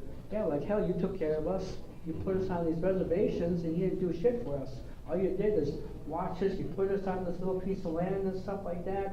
And it wasn't the Native Americans that wanted reservations, it was the government that decided for us, instead of letting us decide for ourselves. They said, well, if we put these little Indians here on this reservation, we can watch them and we'll give them kamats and whatever they need and stuff. We'll just make sure that they're just staying there so they don't do anything. But the Native American communities got wise and started working for themselves, the big halls and the casinos, making money for themselves, sending our children with the money to colleges and building their own colleges on the reservations, bringing back the languages, bringing back the cultures, and and I think that there was a part there too that got kind of a miss back in the 80s when the spearfishing treaty rights came up. The news media, somebody forgot to tell people that these fishing hunting rights that we have to do those, and if we don't do them, they'll be taken away from us. And so a lot of non-Indian people that were up at the boat landings had no idea of the fishing and hunting and treaties that we had signed with the United States or the government. And for that matter, even the government. We still have over probably, I would say, 480 treaties that are still in the government in Washington, D.C. That aren't even looked at. They're not even looked at on the books, you know, so we need to start looking at those, you know, and bringing those back. Had people taken the time to say, okay, yeah, these Native Americans that are living on these reservations, and they didn't realize that Native Americans were doing their part with the fishing and the gaming and the hunting. They had fish hatcheries on the reservations, and they're restocking the lakes back to what they were taking. And the anglers and the motorboats were killing and taking more fish than the Native Americans were. And so people need to look at that, like, how can that be, you know? And one of the things that people were, I kind of laughed at too, because it's like, if you ever tried to stand up on a boat with a spear that's got 3 or 4 prongs on it, and try to get 2 fish on one spear, I don't think it can be done, you know?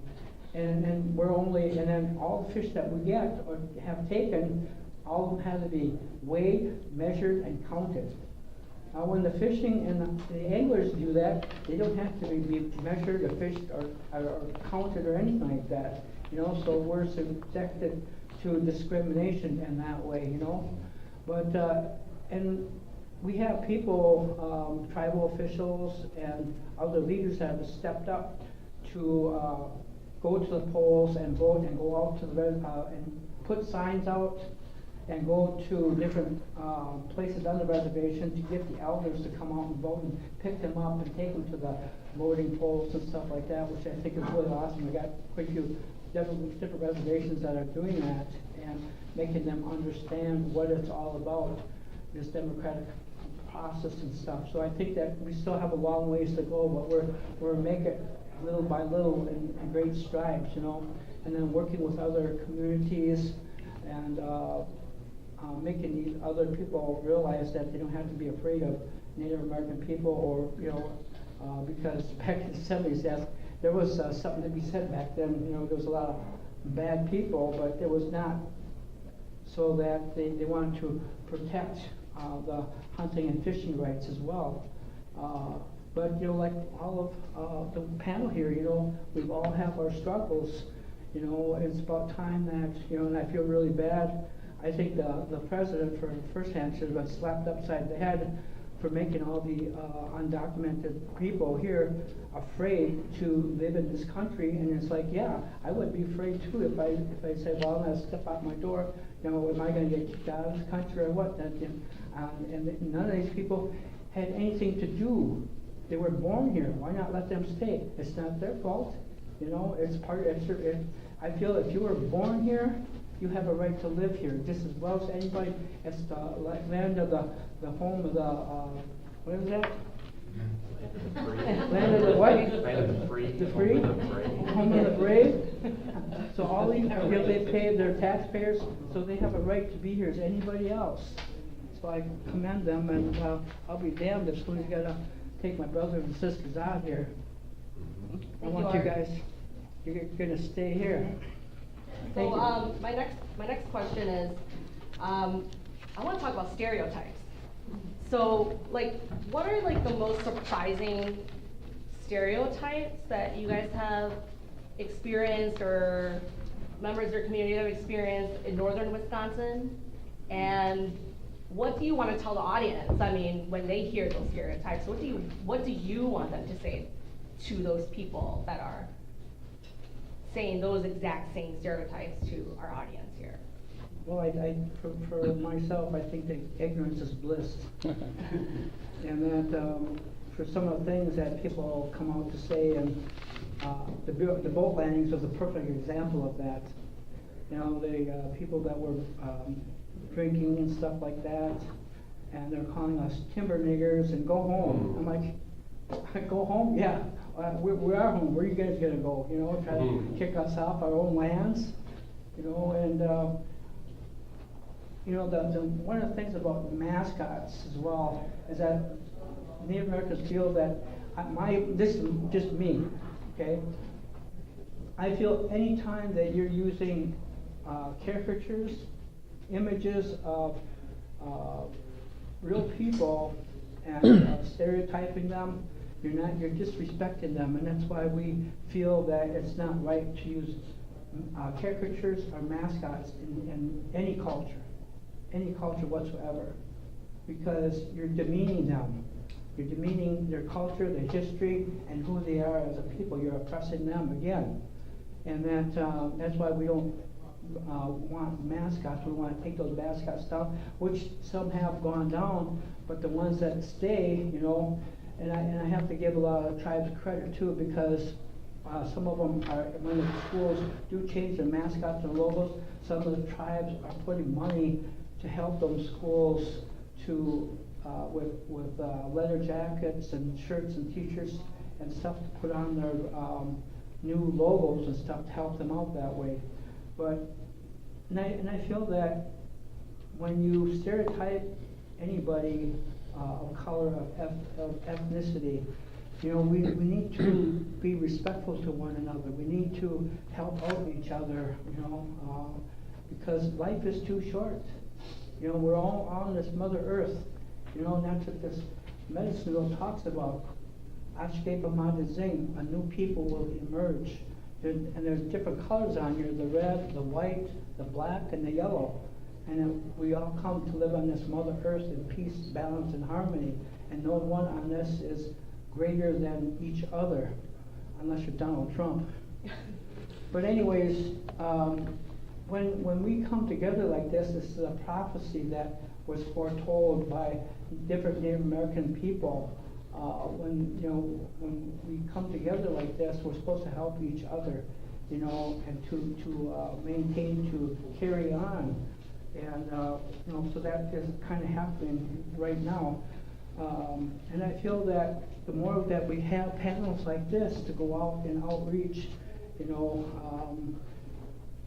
to educate, to let other people know that who and what we are as a people, you know, that's what makes us all work together and live together, you know, because take these hurricanes and all the things that are happening, you know, all these shootings, and it didn't matter, you know. One of the things is that bullets do not have race on them either. It just doesn't matter where they hit. And but I just want to say that it's good that we have panels like this. I think we should have more like this. Keep it up, and to get more people involved, to know about our cultures. And if you hear of something, a fiesta or Hmong New Year, please go to these events, because you're going to learn a lot by eating their food and learning about their culture.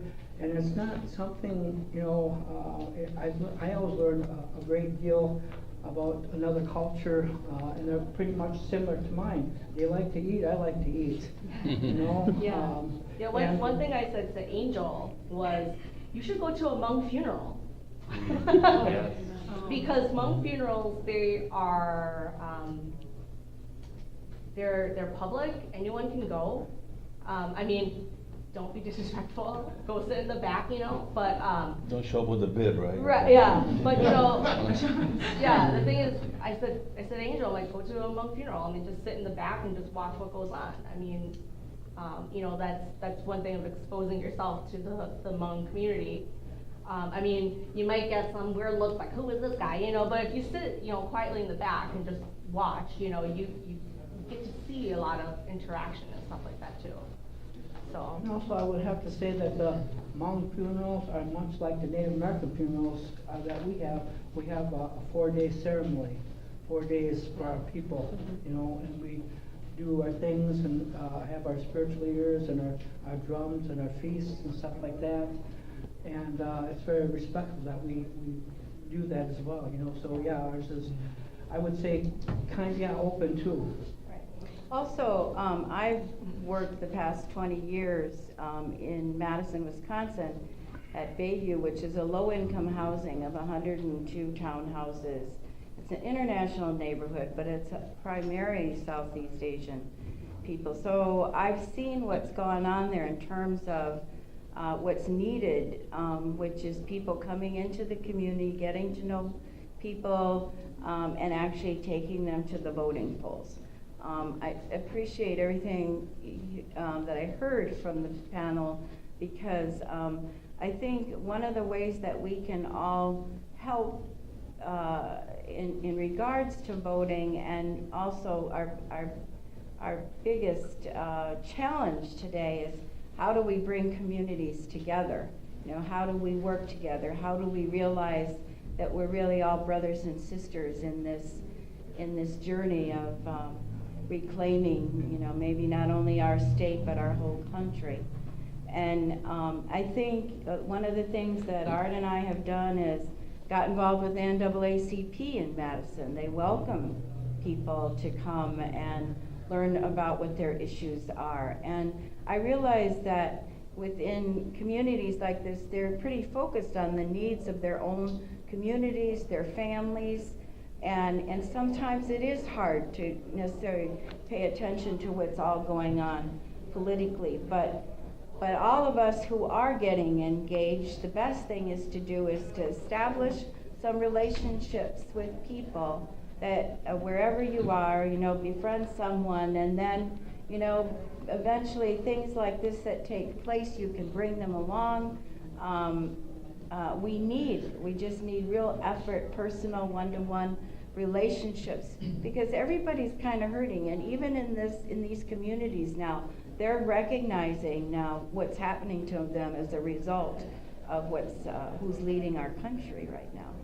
So one last thing about, this is a recent book, Unlikely Alliances. I'm just going to show you, this is the Wisconsin State Journal history of the Fishing Treaty Rights Days.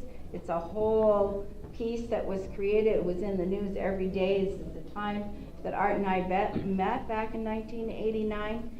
Senator Anyway came to this state at the tune of $500,000 to really discover that it was the fishing boats in northern Wisconsin on those lakes, and the motor boats were killing more fish than ever the Native Americans were in terms of taking the fish.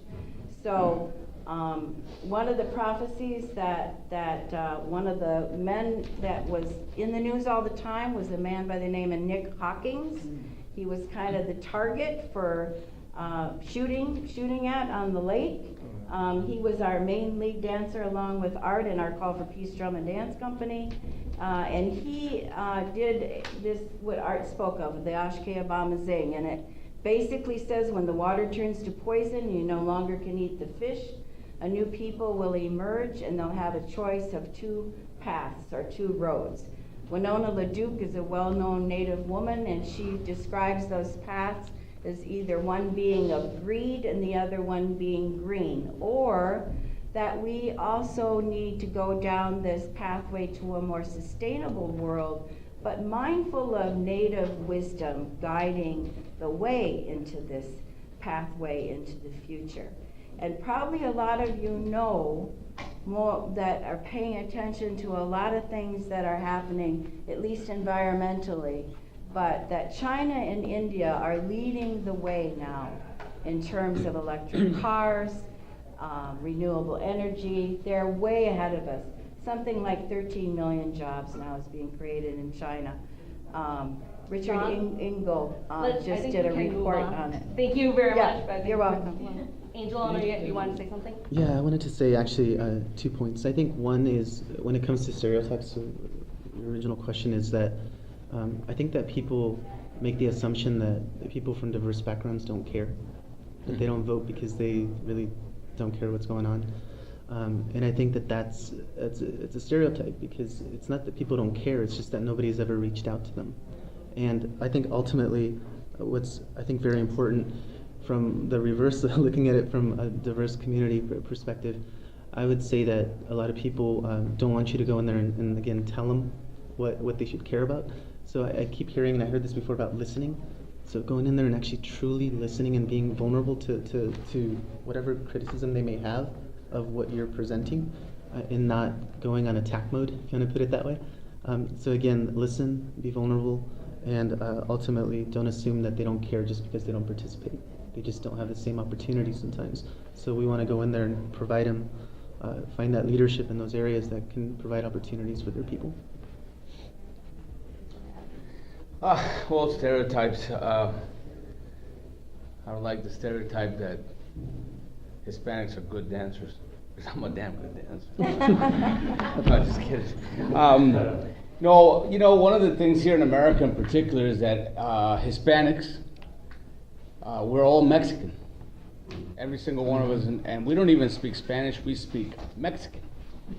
Okay? And that is incorrect in many ways. Not that I'm offended if anybody thinks I'm a Mexican or anything, but the thing is, when you get into the serious conversations about things that we have to do, you have to be mindful of people's cultures and how we've grown and the things, where we come from, the distances and everything. And that brings me to, you know, just because somebody is not born in this soil, it doesn't make them less American. My two older children were born in Colombia, and because of my citizenship and working at the embassy, they are American citizens, okay? And they don't know anything but America as their home country, and their culture and everything is that way. We have the situation with DACA. They say, well, they weren't born here, so they don't care. Well, many of them even served in the military.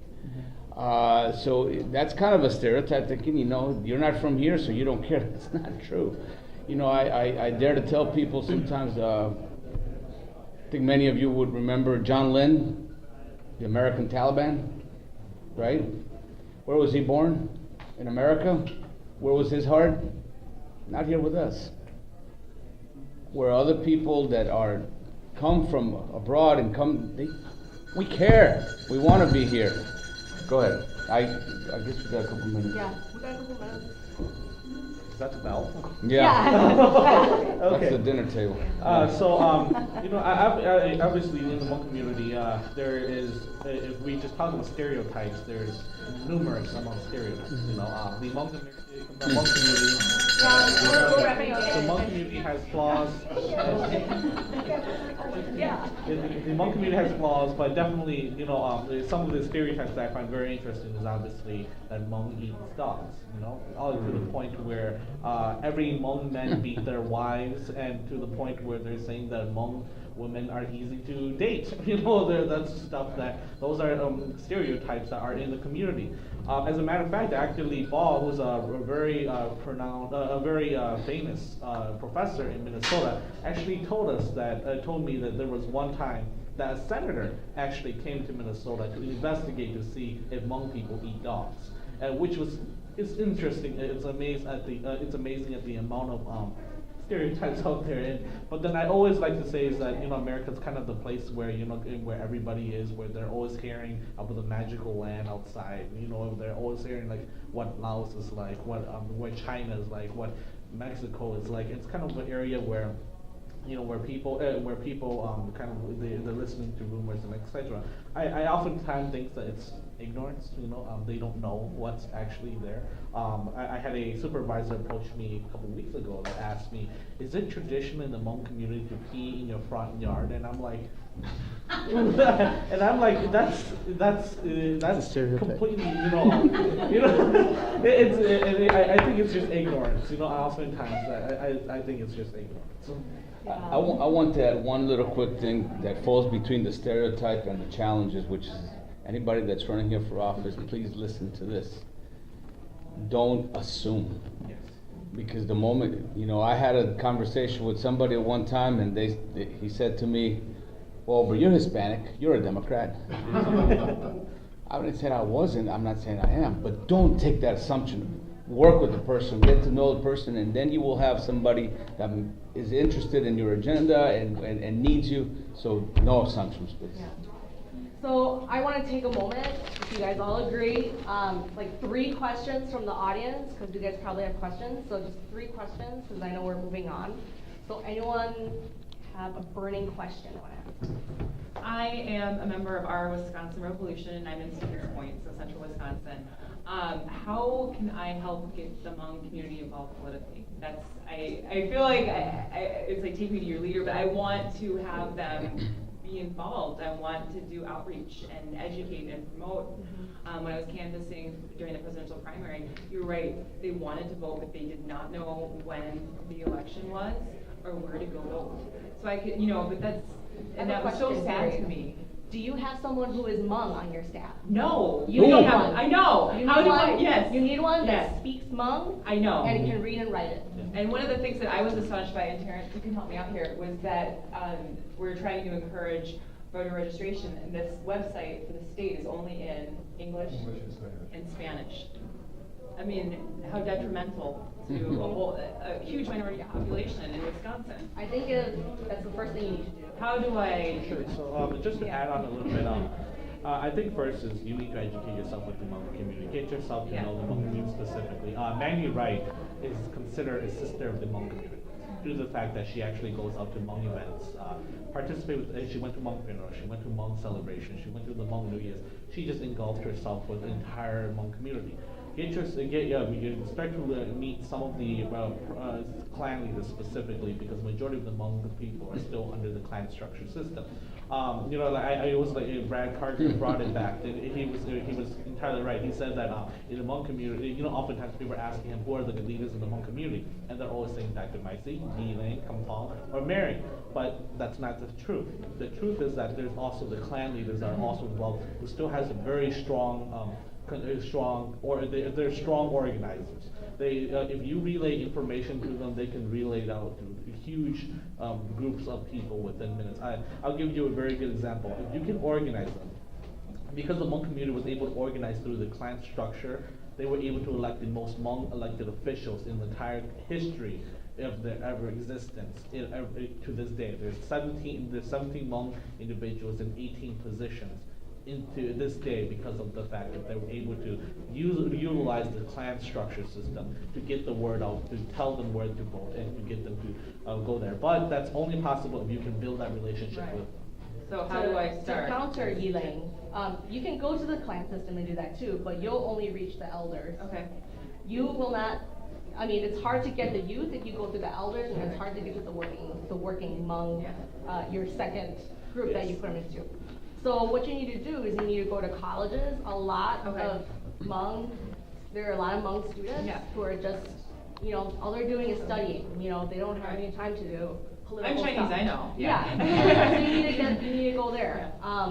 And I would invite you guys, to contact your local Democratic Party. I mean, they might not know of anyone, but they might know of someone who can connect you to someone else. Okay, because I was, when I did stuff at the party, there was representing Asian culture, it was me, and it's older too, so it's just how to reach it. So definitely starting with I mentioned that there is a Hmong student group point, and so that would be maybe my starting point. And I think for any of the groups that you want to reach, I would even say the Hispanic group, and like Yiling was saying, educate yourself about, or whoever's doing it, because you want to be authentic. Right. Okay. It's not like election time comes, I'm Hmong, I'm no, American. No, this is a long. No, and I don't mean, I said, if you show really authentic concern, people come.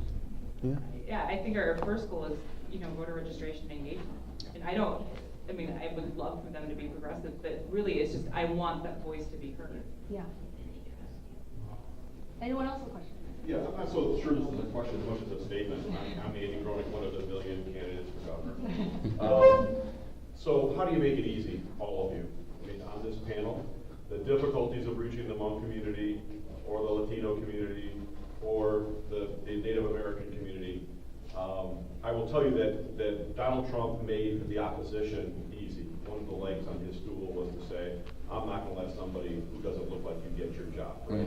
Isn't that kind of the bottom line of what he said? So if we're going to effectively compete, what we need to do is think about, in each of our communities, which really should be one community, how do we make it easy? Because that's what you're saying, right? How do I easily access the Hmong community so that we have the opportunity to make sure that the message is efficient and we can act now? So as you're together on that panel, I'm going to challenge each of you to think about that as it relates to communities of color. We need to work together, we need to communicate efficiently, and we need to understand that this mission matters. The other thing, and to your point about being sincere, the reality is I don't come from politics, I'm a business guy. And when you look at communities who are wondering, gosh, all these promises are always made and then not delivered, there's great truth to that. We have to find people who are running for office who legitimately care about delivering on promises, so that the kinds of things that each of you are fighting for and communicated on that panel actually happen. So let's figure out how to make it easy. We know it's hard. How do you make it easy? That's my question to you guys. So anybody can answer that one. Well, I think just by what we're doing right now, what you're doing right now, you know, you're our ears, our feet, our eyes, you're the messengers now. We just gave you different things to do, so take those and go into your community and share those, or come up and ask more questions and get more information on what you need and who to contact and stuff. And we'll be more than happy to help you out, or come to more of our casinos. I actually have one comment. I would push back just a little bit on what Ka said. When you said about reaching out to communities that maybe you don't represent, that's literally what I'm doing on a daily basis. And for me, it's kind of going to what Tony said, being very curious about the community itself and learning, so that when you go in there, you don't actually make the same stereotypes that we're saying here you shouldn't be making. But I think the curiosity itself, and not wanting to be their leader, because that's not your role, but wanting them to be leaders themselves. I think that's ultimately, you send that message, I think you can build some really good relationships regardless of what racial group you're reaching out to. I think to add to that as well, I also would heavily encourage elected officials or anyone that's running for office not to only seek out the Hmong community during election time. Yes. For you to actually show that you are sincere about them, for you to actually care about them, to join them whether there's an election. I think that's the most important. Being genuine. Yeah. We do. Okay, so as promised, Big one more waves. question or comment. I just had a question, you know, what comes to my mind for me, working in a little town and public, I think of the school liaison that the communities, Hispanic, they go to those people because they speak their language, and I'm thinking about if you go and help them, you want to find out, learn more about your community, your people, what your issues are, and how can we do something like this. I think the school might be one way to go, because they're used to working, you know, in a public way, so maybe I'll tell you that we have here in Wausau approached Wausau East, Wausau West, DC Everest, and there is still some resistance, okay, of any other than white groups to approach and talk to them. So the solution to that I see is we need people like yourself to be a part, like, hey, you know what, this is not just white privilege, we're working together. This person in the community that pays taxes for this school, and she belongs to the larger group and everything, she wants to see this happen too. So one of the things that I say is, in particular, you know, this election, if you're gonna fight the money machine, if you're gonna try to match the money machine, we're not gonna do it. It takes people power, people like everyone that's here to get together and quit that we're minorities, black, Hispanic, or anything. We're not minorities, we're all human beings. Is that a minority? I think that's the majority of the world, you know? And that's what we need to do, go together and break that and be able to bring education to schools the way it should be, that we live in diverse society and we all need to be working together. Well, that's great, Tony. That's how we can end it. Thank you very much for everyone coming here. Thank you. Come down to Wisconsin Rapids.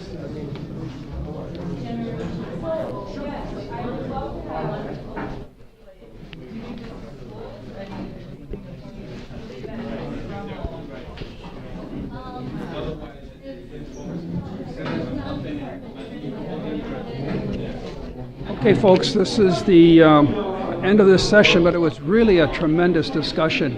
And I have here with me the president, or what's it, the co-chair of our revolution. You heard him earlier today in the General Assembly, but he was in this session, and let's have a few words about what were you hearing and what's the message you're going to take forward from this? Well, I mean, from this particular session, I think one of the best messages that came out was about the diversity within the communities that we tend to stereotype or marginalize in Wisconsin, especially northern Wisconsin. And you heard a lot about the diversity in the Hmong community, diversity in the Latino community, and how integrated everyone is, because now we're coming into this, and I'm glad that this was part of the discussion, we're so many generations into it now that we're treating communities as if they're immigrant communities who no longer really see themselves as immigrant communities because they're third, fourth generation. These are people that have no memory of anything other than the United States. And I think that was the key to get out of today's discussion. And that's one thing that so many people miss in politics, is that you're seen as different, you're seen as being completely alien sometimes in a community. That's not the case. The difference between a grandparent, a great-grandparent, and the grandchildren, and their political views on immigration, conservatism, progressive politics, and everything else comes down to experiences and resources and what they're exposed to. And I think that was the biggest thing for me. Okay, thank you very much. All right, folks, now we're breaking for lunch. So my afternoon program will start sometime around 1:30 or so. So come back, and in the meantime, share this link, talk it up. Let's get as many views as we can this afternoon. Thank you very much.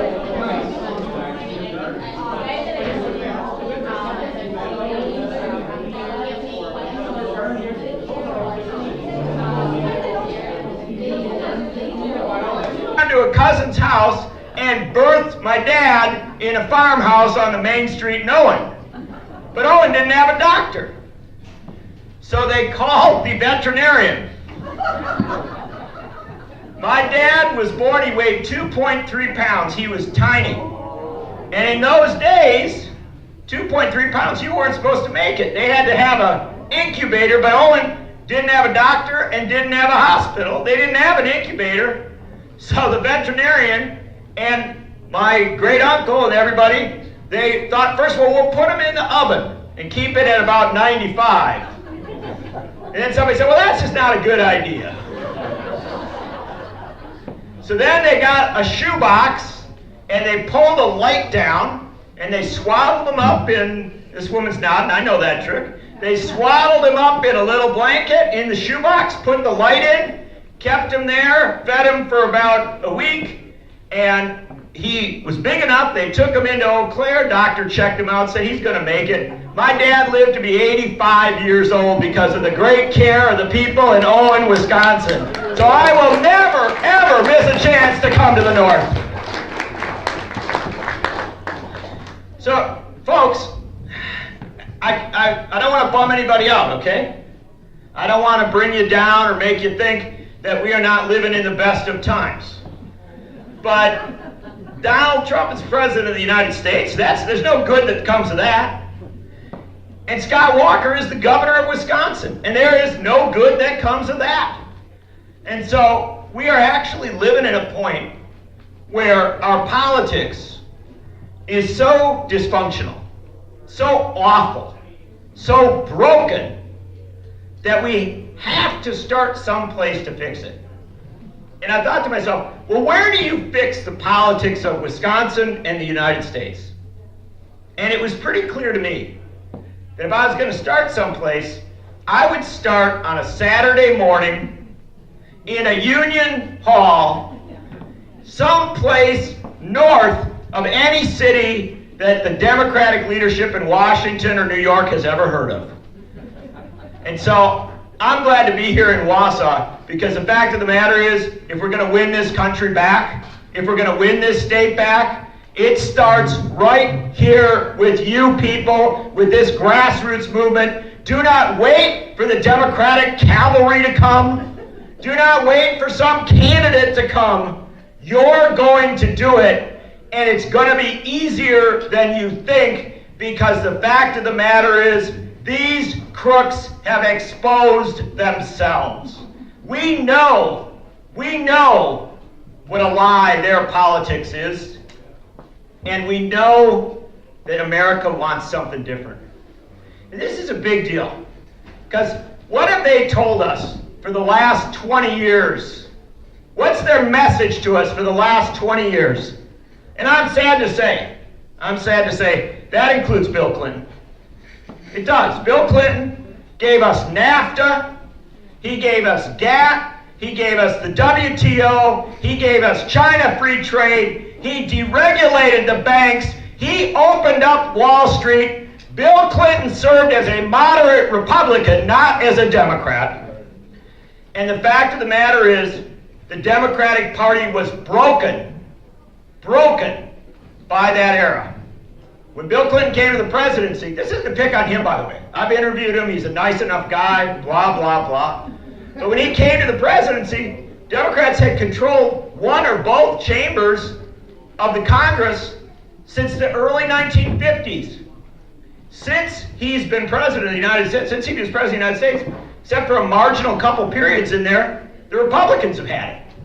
Something's been broken in the Democratic Party now for the better part of a quarter century. And you can't deny that if you want to fix it. You can't play around with that. But it isn't just, I'm not here to blame individuals. Not to blame Bill Clinton or Al Gore or anybody else. That's silly. That's the politics of pettiness.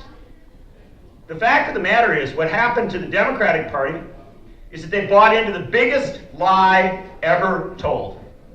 And that is that the wealthiest country in the world cannot feed every child, house every family, educate every teenager and young adult, create a healthcare system with Medicare for all, single payer guarantee, that the wealthiest country in the world can only pay for wars, but it cannot pay for human uplift. That is a lie.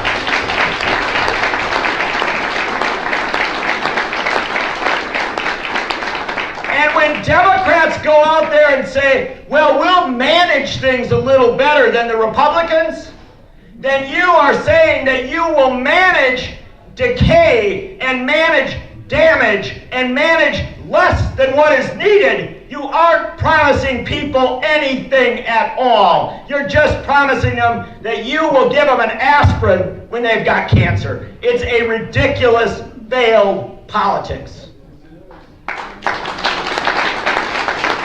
So, where do we get, now that's easy to say, right? I haven't met anybody in the last year that hasn't said that. I'm not kidding. I mean, people really do get it all across this country. Some of them had the exact wrong reaction. They thought, oh, I'm so sick of these guys, I'll vote for some. I know the way out of this thicket. I'll vote for a billionaire. Billionaire populist. Little warning on this, always. A billionaire populist is always going to end up, when they have to choose between billionairing and populisming, being a billionaire. They are always going to screw you over. That's a given. So Trump was never a good option. In fact, he's proven to be, this is an amazing thing, because I always like this in politics, where you actually, you learn things. Trump is worse than I thought. Yeah, he is like more of a grifter than I thought. I knew he was going to go and, basically rob us blind. And I knew he was going to put horrible criminals and, like just the most awful ne'er-do-wells you ever met into every cabinet post possible, Betsy DeVos. And I knew all that was going to happen. What I didn't know was that he's going to devote a substantial portion of the presidency to dividing us along issues of race and gender and sexuality and nation of origin and ethnicity. I mean, this guy, if he put half the energy that he has in division into uniting us, we'd be the most united country on the planet. We would be the United States of America. And then, what does he do in his spare time? He moves us closer and closer every single day to war. And this is, I am so sick and tired of politicians that don't talk about war and peace. Because at the end of the day, war and peace is definitional. If we're not at war, we've got a chance to build something up. If we are at war, our energy is lost. It goes into building things in other countries, deconstructing things here. The fact of the matter is, Dwight Eisenhower was right. If you have a military-industrial complex, you cannot ultimately have the science, the education, the technology, and the resources to build your home. And that's what Donald Trump is doing. He is an incredibly destructive and dangerous President of the United States of America, and we should have no qualms about saying that he should be impeached and removed from office. That is not a debatable point. And I don't want anybody to say, oh, what about Mike Pence? Mike Pence is the most boring, unpleasant person on the face of the planet. If he took over from Trump, it's not like America's going to fall in love with him. So the fact of the matter is, I don't mind if you want to impeach Trump and then impeach Pence as well. But what I'm telling you is Donald Trump's presidency should be done, period. That's a given. But the thing I hate most about these people, and I don't hate people, I hate politics. Cover it for a living, it's fun. But, you know, the fact is I despise what our politics has become, because it's all about a great big lie. And the thing I hate the most about the Trump lie, a lie that also many Democrats have fallen into, is this notion of austerity, this notion that we don't have enough to do what we need to do. So I'm going to devote my brief remarks today to my home state, the greatest state in the union, by the way. I don't care who the governor is. My governor's always going to be Ed Garvey. So it doesn't matter who the current governor is. My lieutenant governor is always going to be Barbara Lawton until she finally decides to run for governor, and then she can be my governor. But this is something important. My state of Wisconsin has suffered horribly over the last 6 years. My state of Wisconsin has seen its trade unions attacked and undermined and literally become the target of wealthy and powerful individuals who don't want them to be around because they are politically significant. And if you want to know, here's a little factoid for you. 3 states that voted for Barack Obama in 2008 and voted for Donald Trump in 2016. Indiana, Michigan, and Wisconsin. 3 states that in 2008 had full trade union rights, and in 2016 were right-to-work states that had attacked their public and private sector unions. You want to put the pieces together, understand, they attacked our unions for political purposes. They didn't attack them to make workers more free, to make workplaces better, to attract business, to raise wages, to do anything at all for us. They attacked unions to win political elections because they knew if the working class was not organized, then the ruling class would have an easier time at the polls. And that is a shameful, anti-democratic, anti-humane political policy. It is a politics that is broken, and I devote my time to removing from office the people that impose that politics on my state of Wisconsin.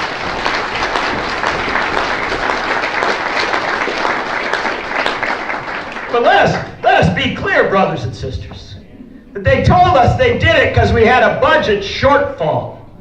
Oh no, a budget shortfall. That's what happens when I get to the gas station, pump my car full of gas, and then walk up and realize it was 22 and I only have 20.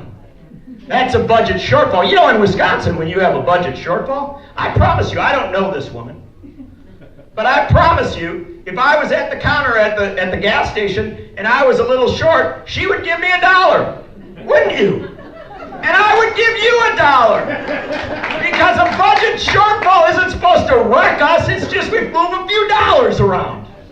No, but Scott Walker used a budget shortfall to attack our unions, literally attack their ability to exist, to attack our public employees, cut $1 billion out of public services, to attack public education, cut $1 billion out of public education, to rewrite the rules so he could politicize every department in the state.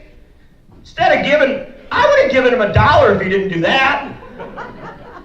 Unfortunately, the Koch brothers gave him $70 million, and so he did it. And they said, okay, we got this budget shortfall. You remember what the shortfall was? Does anybody remember what it was? $3 billion. No. Don't be silly. The budget shortfall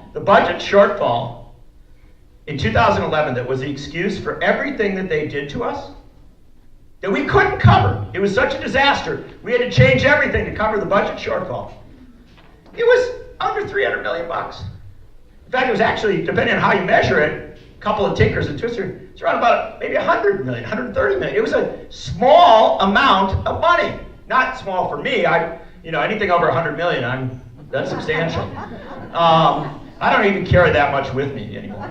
But it was something that, as Fred Risser said, Fred Risser, the senior legislator, not just in Wisconsin, but in America, said, we used to work those out on the back of envelopes. Like, you just say, oh, we got to move a little money here, we do a little of this, it's done. No, they use that. And why? Because they said we were so broke, so devastated, so without resources, that we couldn't do anything but. There was no alternative but to take our unions apart, take our schools apart, take our communities apart, to literally downsize our state. And they keep saying it even now. Even now. Governors say, well, I gave you a little more for public education. Did you see how much we've fallen as relates to the rest of the country in public education? He's not getting us back up to where we were. He throws a few bucks our way and says, well, I paid for your gas. He didn't pay for my gas. He didn't even give me the money I needed at the counter at the store. He's putting a little more in there. He's saying, oh, I'm being a little more generous. He's not making us whole. He's not bringing us back. Why? Because he says, we have no money. We're so broke. We can't pay for anything. Anything at all except for his, private car and his security and everything like that. And then a corporation from Taiwan shows up. We don't have enough money to feed our kids. We don't have enough money for housing. We don't have enough money for health care. We don't have enough money for anything that we need. We don't have enough money to pay our workers. We don't have enough money to keep our farmers on the land. We don't have enough money to keep small businesses functional, to give them what they need. We don't have enough money to save our paper mills and our factories. We don't have enough money to do anything, but we suddenly found $3 billion to give to a corporation from Taiwan that has a history of failing every state that it promises to go to, and that builds factories that are so awful that they have to put literally fences around them and literally like trampolines around for the people who jump out the window rather than continue working for them. A company that is so awful that even China says its environmental record is a disaster. And Scott Walker found $3 billion for Foxconn when he couldn't find the money to educate our children. That's a lie. The money was always there. It just wasn't there for us. It was there for a corporation in Taiwan.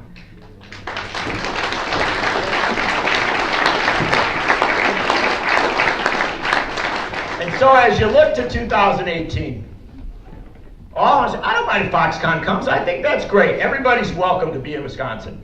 They want to give us a little bit, help us out, pay taxes, follow our environmental rules. I'm thrilled that Foxconn's here. That's fine as long as they follow our labor laws and other things as well. But I don't want to give them $3 billion. But I'm delighted that we have that extra $3 billion.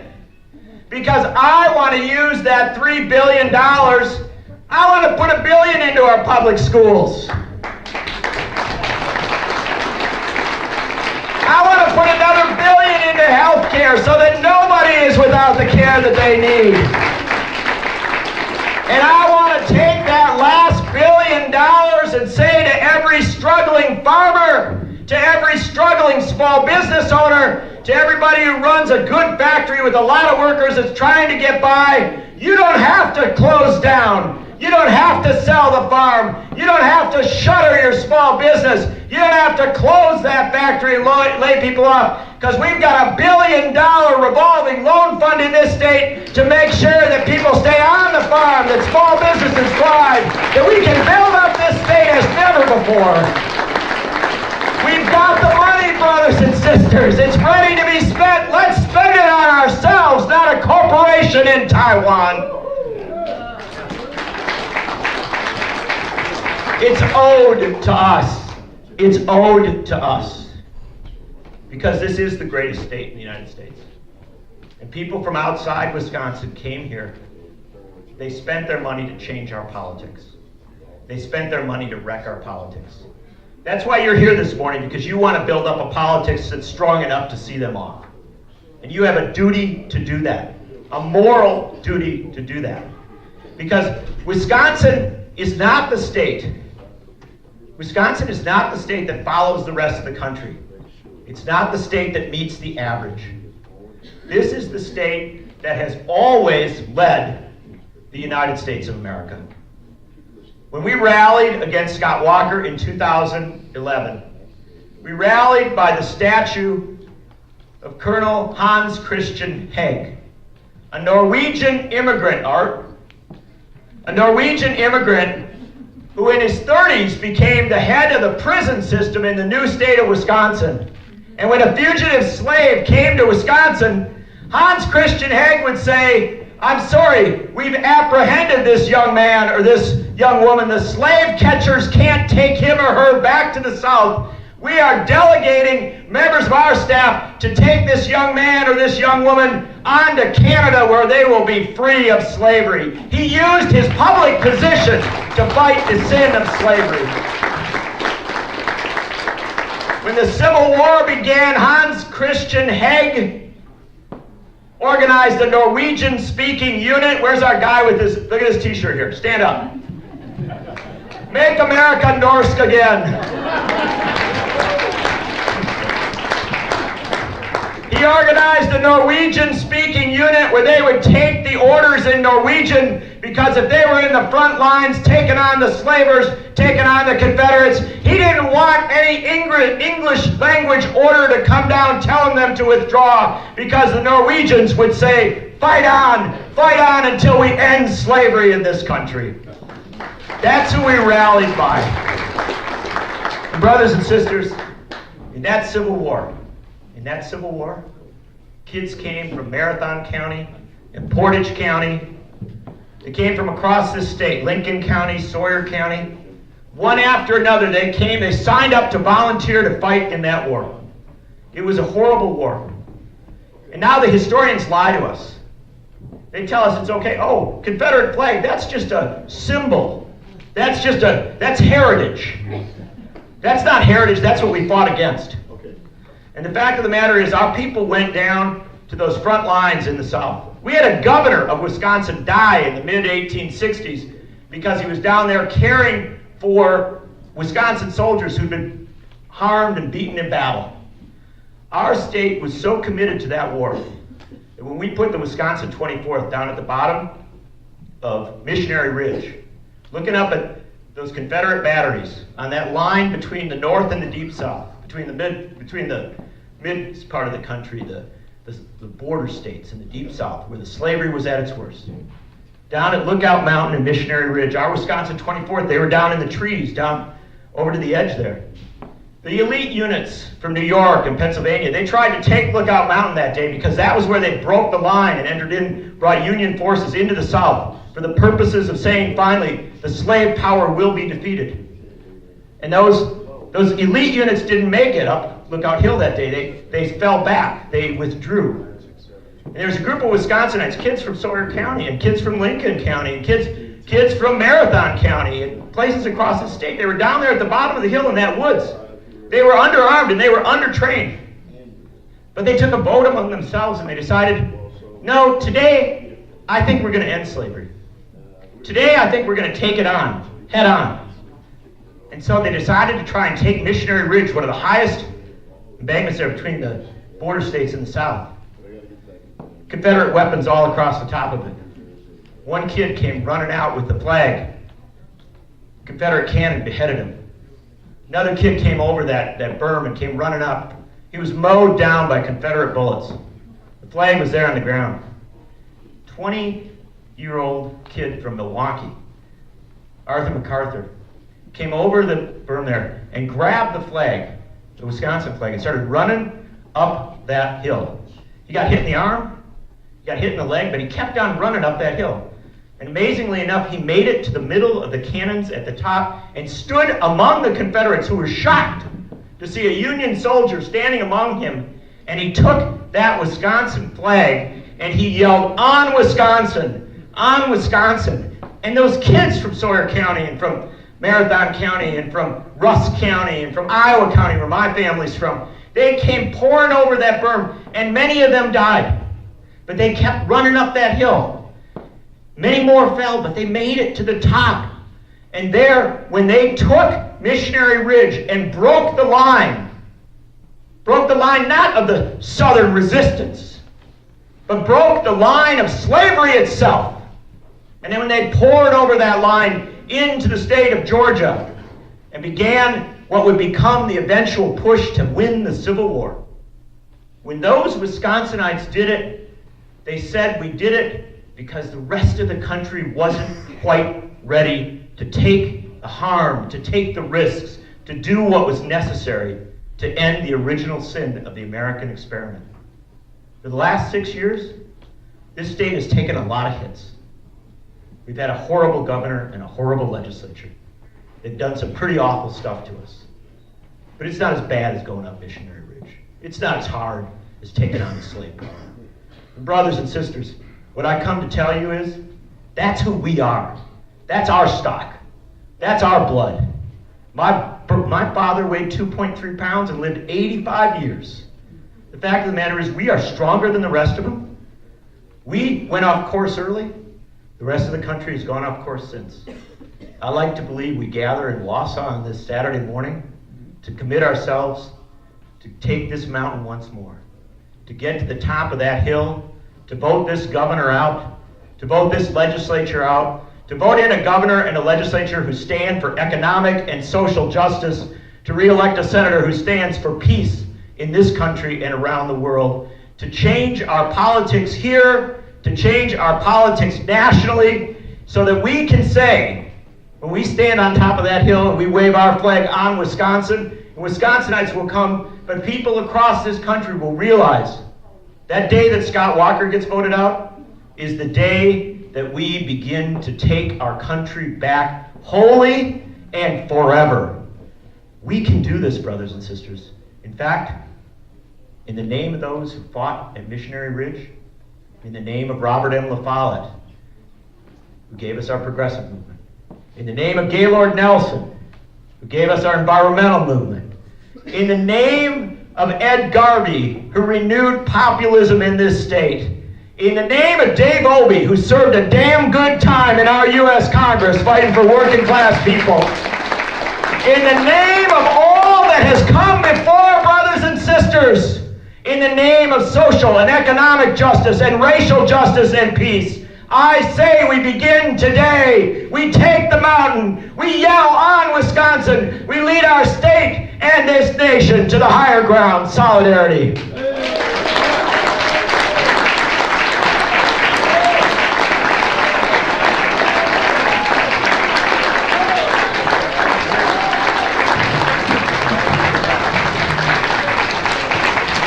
Let's hear it for John. Thank you, John, for taking the long way to Dallas.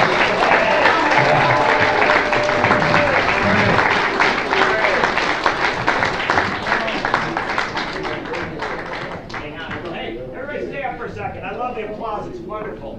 But you got the Raging Grannies are coming out. Come on out on stage here. All right.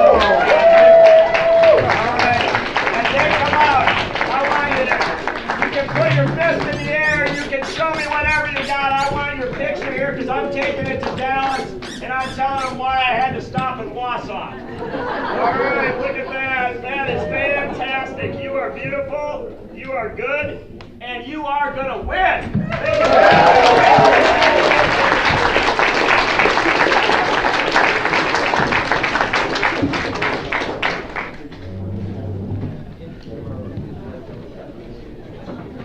He said tough act to follow, but we're going to do our best. We're going to do our best. We are indeed the Raging Grannies. All of us are from the Madison area. We're delighted to be with all you fabulous people in central Wisconsin. we've got Granny, yeah, we're gonna install it just for a minute, but hopefully not more than that. Grannies typically write our own lyrics to already familiar tunes. So most of what you're hearing today has been written by us, but I have to give credit to Lauren Mayer, a fabulous creative woman in Florida who wrote the original song, If My Uterus Were a Gun. We've made a few changes, you know, we do that all the time. And then the last song that we're going to sing, Mary Ray Worley, who has been a regular with the Solidarity Sing-Along at noon at the Capitol, wrote the lyrics to Forward Together. So we've got 7 songs for you today.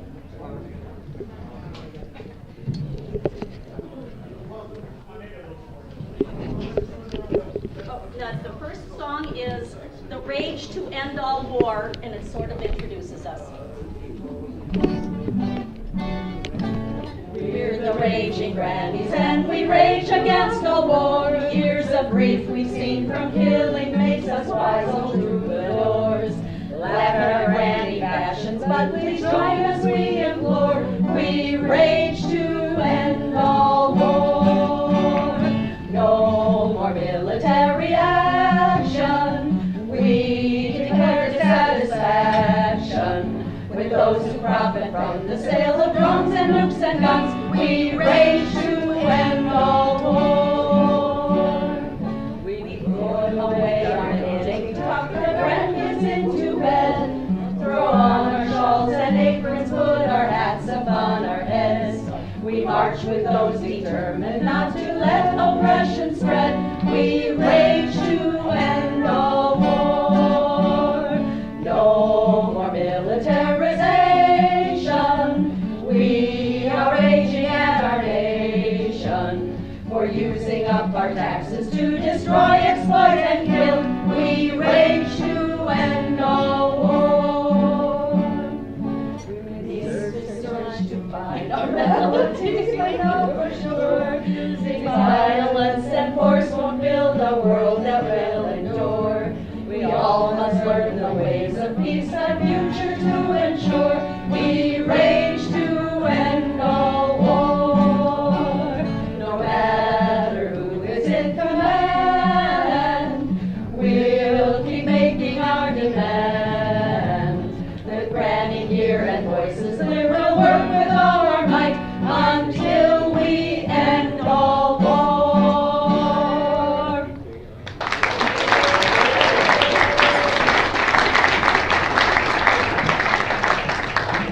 Every so often we have to prove what amateurs we are by locking up the line. The next song is Follow the Money. Follow the money to see why we go off to war. Follow the money, it's not freedom we're fighting for. Follow the money, profits aren't worth dying for. Lockheed Martin's got their billions, and they don't need more. Boeing and Raytheon, Bechtel and Koch brothers too, reap all the profits and don't give a fig about you. Families are hungry, schools don't have funds that they need. Weapon makers turn a blind eye while the country bleeds. Follow the money, it all leads to corporate greed. The vets and the homeless, when will they get what they need? Big money interests dictate our nation's war plans. Now's the time to take back our country and give folks a helping hand. People, non-profits, let's make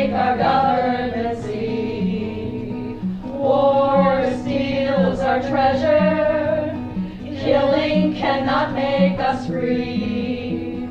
Follow the money. Once you have found where it leads, raise your voice, get loud and louder, singing out for peace.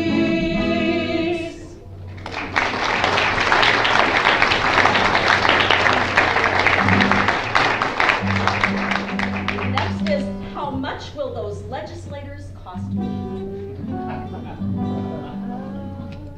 How much will those legislators cost me? The ones with the extended hands, putting cash in their coffers works like magic. When I pay them, they meet my demands. I'm big egg, I need a lot of water, but the locals don't like dried up lakes. So I did what some say I shouldn't oughta, 'cause I know what lawmaking takes. How much did those legislators cost me? Their laws say I don't have to tell, but watch as your lake becomes a mud hole, and you need to drill a new well. I'll plunder your water, you can't stop me. The GOP's mine for a buck. Thanks to all of my legislative minions, I've got water and you've got the muck. How much have those legislators cost me? I'm still paying out on the sly. I will do just fine till you replace them with those whom my money can't buy.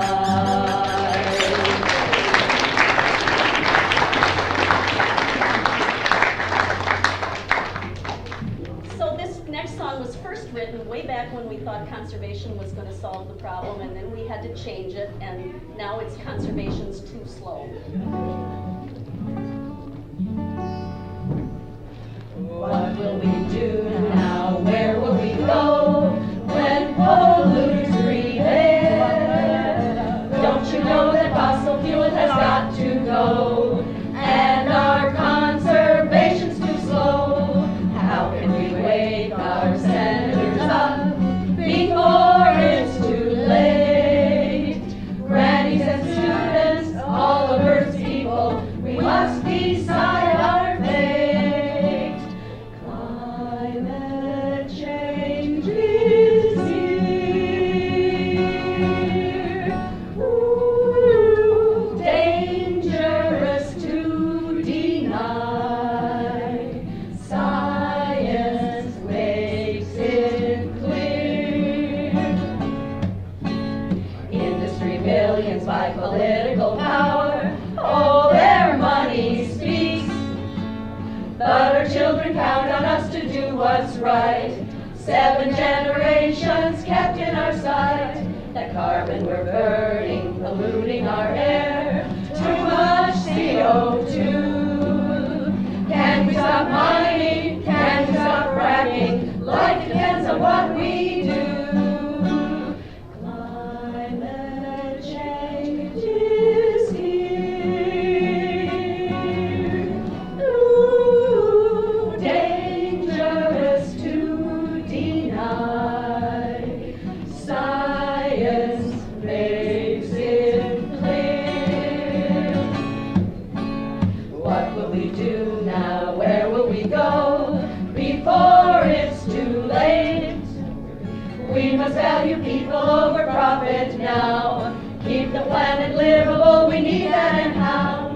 Renewable power, care for the land, change Congress we vow. Grannies and students, all of Earth's people, save our planet now.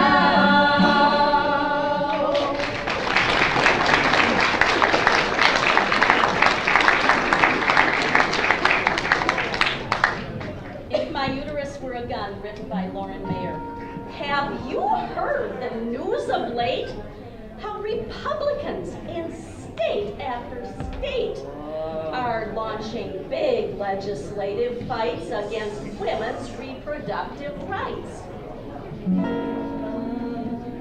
But if my uterus were a gun, these guys would leave it alone. They say, oh, go have fun. We won't quibble or moan. They hate all forms of regulation, except when it comes to procreation. Then they'll take away our choices, 'cause they can't hear women's voices. If my cervix were a rifle, they would keep their mouth shut, and maybe they would stifle, saying the pill is just for sluts. When I want to get my eggs lost, they tell me I should keep my legs crossed. They think abstinence education is the answer for our nation. If my ovaries were semi-automatic weapons, all these laws we'd escape. Our birth control they step on while still talking about rape, and in the guise of weird night parenthood, they try to get rid of that parenthood. 'Cause these men are just so damn sure. Just ask the governor of New Hampshire, or Texas, or South Dakota, or Kansas, or Florida, or Wisconsin. If our vaginas were large capacity ammunition clips like 4 women would be a breeze. There would be access to contraception to prevent unwanted pregnancies, to protect all fertilized eggs they've sworn. But the kids are on their own as soon as they're born. But all this debate would be done if my uterus were only a gun.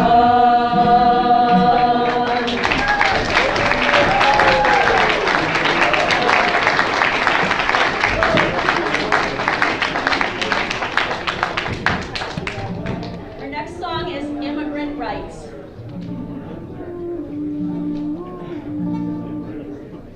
I have a friend who traveled north with her family.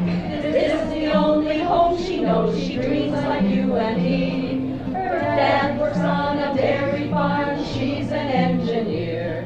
Let's change the law to keep their skills and their talents here. Stand up and fight for immigrant rights.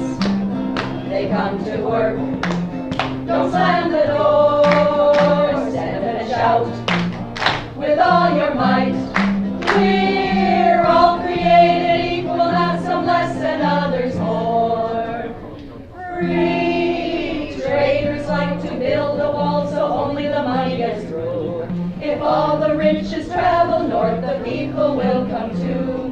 Corn used to be a source of life and rural people thrive. But now it's a commodity, you gotta go north to survive. U.S., a mighty empire, will pick and choose its guests. English speakers welcome here, but Mexicans are pests. 1%ers suck all the wealth, the law says that is fine. But crossing the Rio Grande is a very serious crime. Stand up and fight for immigrant rights. They come to work. Don't slam the door. Stand up and shout with all your might. We're all created equal now.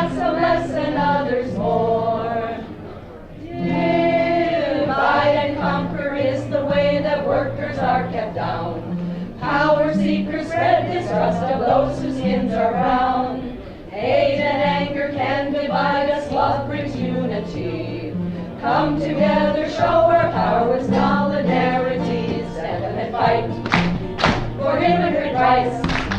They come to work, don't slam the door, stand up and shout with all your might. We're all created equal, not some less and others more.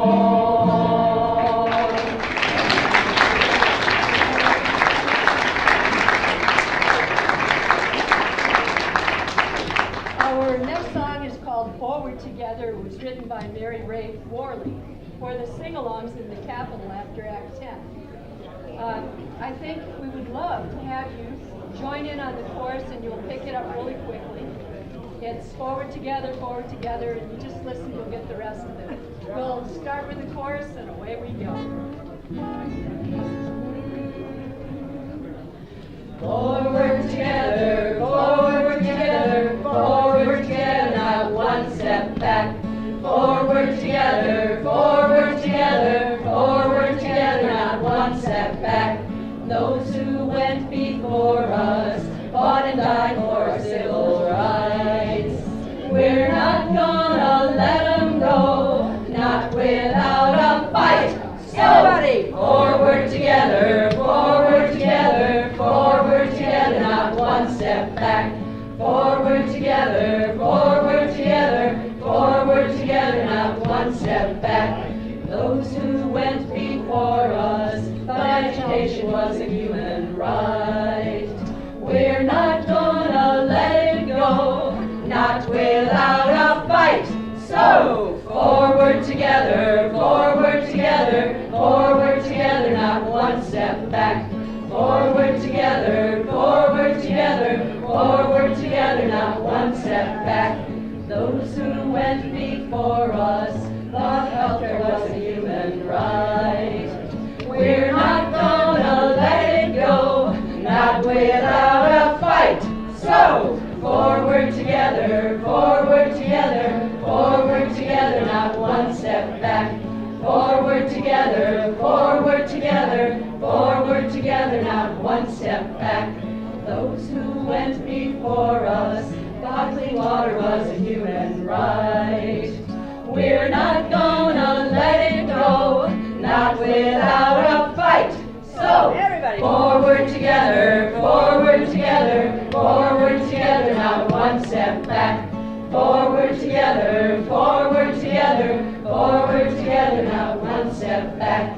Those who went before us thought choice was a woman's right. We're not gonna let it go, not without a fight. So, forward together, forward together, forward together, not one step back. Forward together, forward together, forward together, not one step back. Those who went before us thought voting was a civil right. We're not gonna let it go, not without a fight. So, forward together, forward together, forward together, not one step back. Forward together, forward together, forward together, not one step back.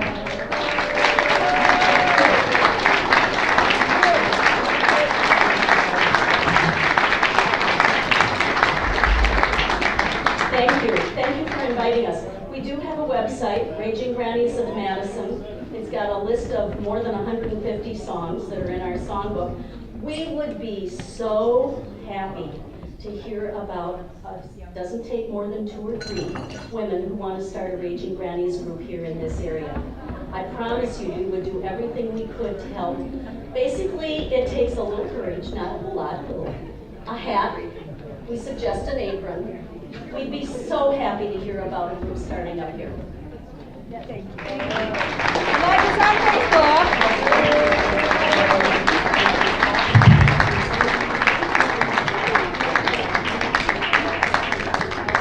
Thank you, Grannies. I'm going to give you a little instruction before you go to lunch. I would appreciate it if you can, as many of you as possible, can join us for lunch. The lunch costs $10. That is helping to cover the costs of the labor temple here that's purchased food to make this possible. So I appreciate many people buying lunch as possible. Lunch is going to be served in the room around to the right here. You can bring your plates back and use the tables to eat at. $10 for lunch. We're going to start serving here in a minute, and we'd like you to come back we'll ring the bell, and we'll come back at about 1:20. So you got about 45 minutes. Thanks, everybody.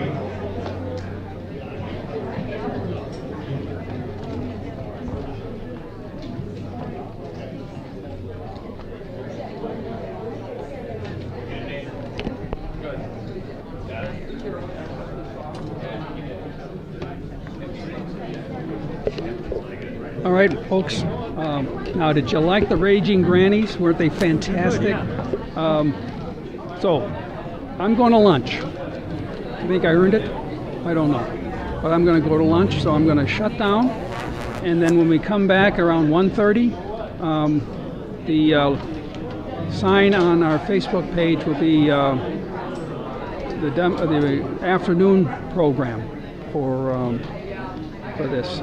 So watch for the afternoon program. It will start around 1:30. So thank you very much. Okay, so are you gonna video broadcast one of these?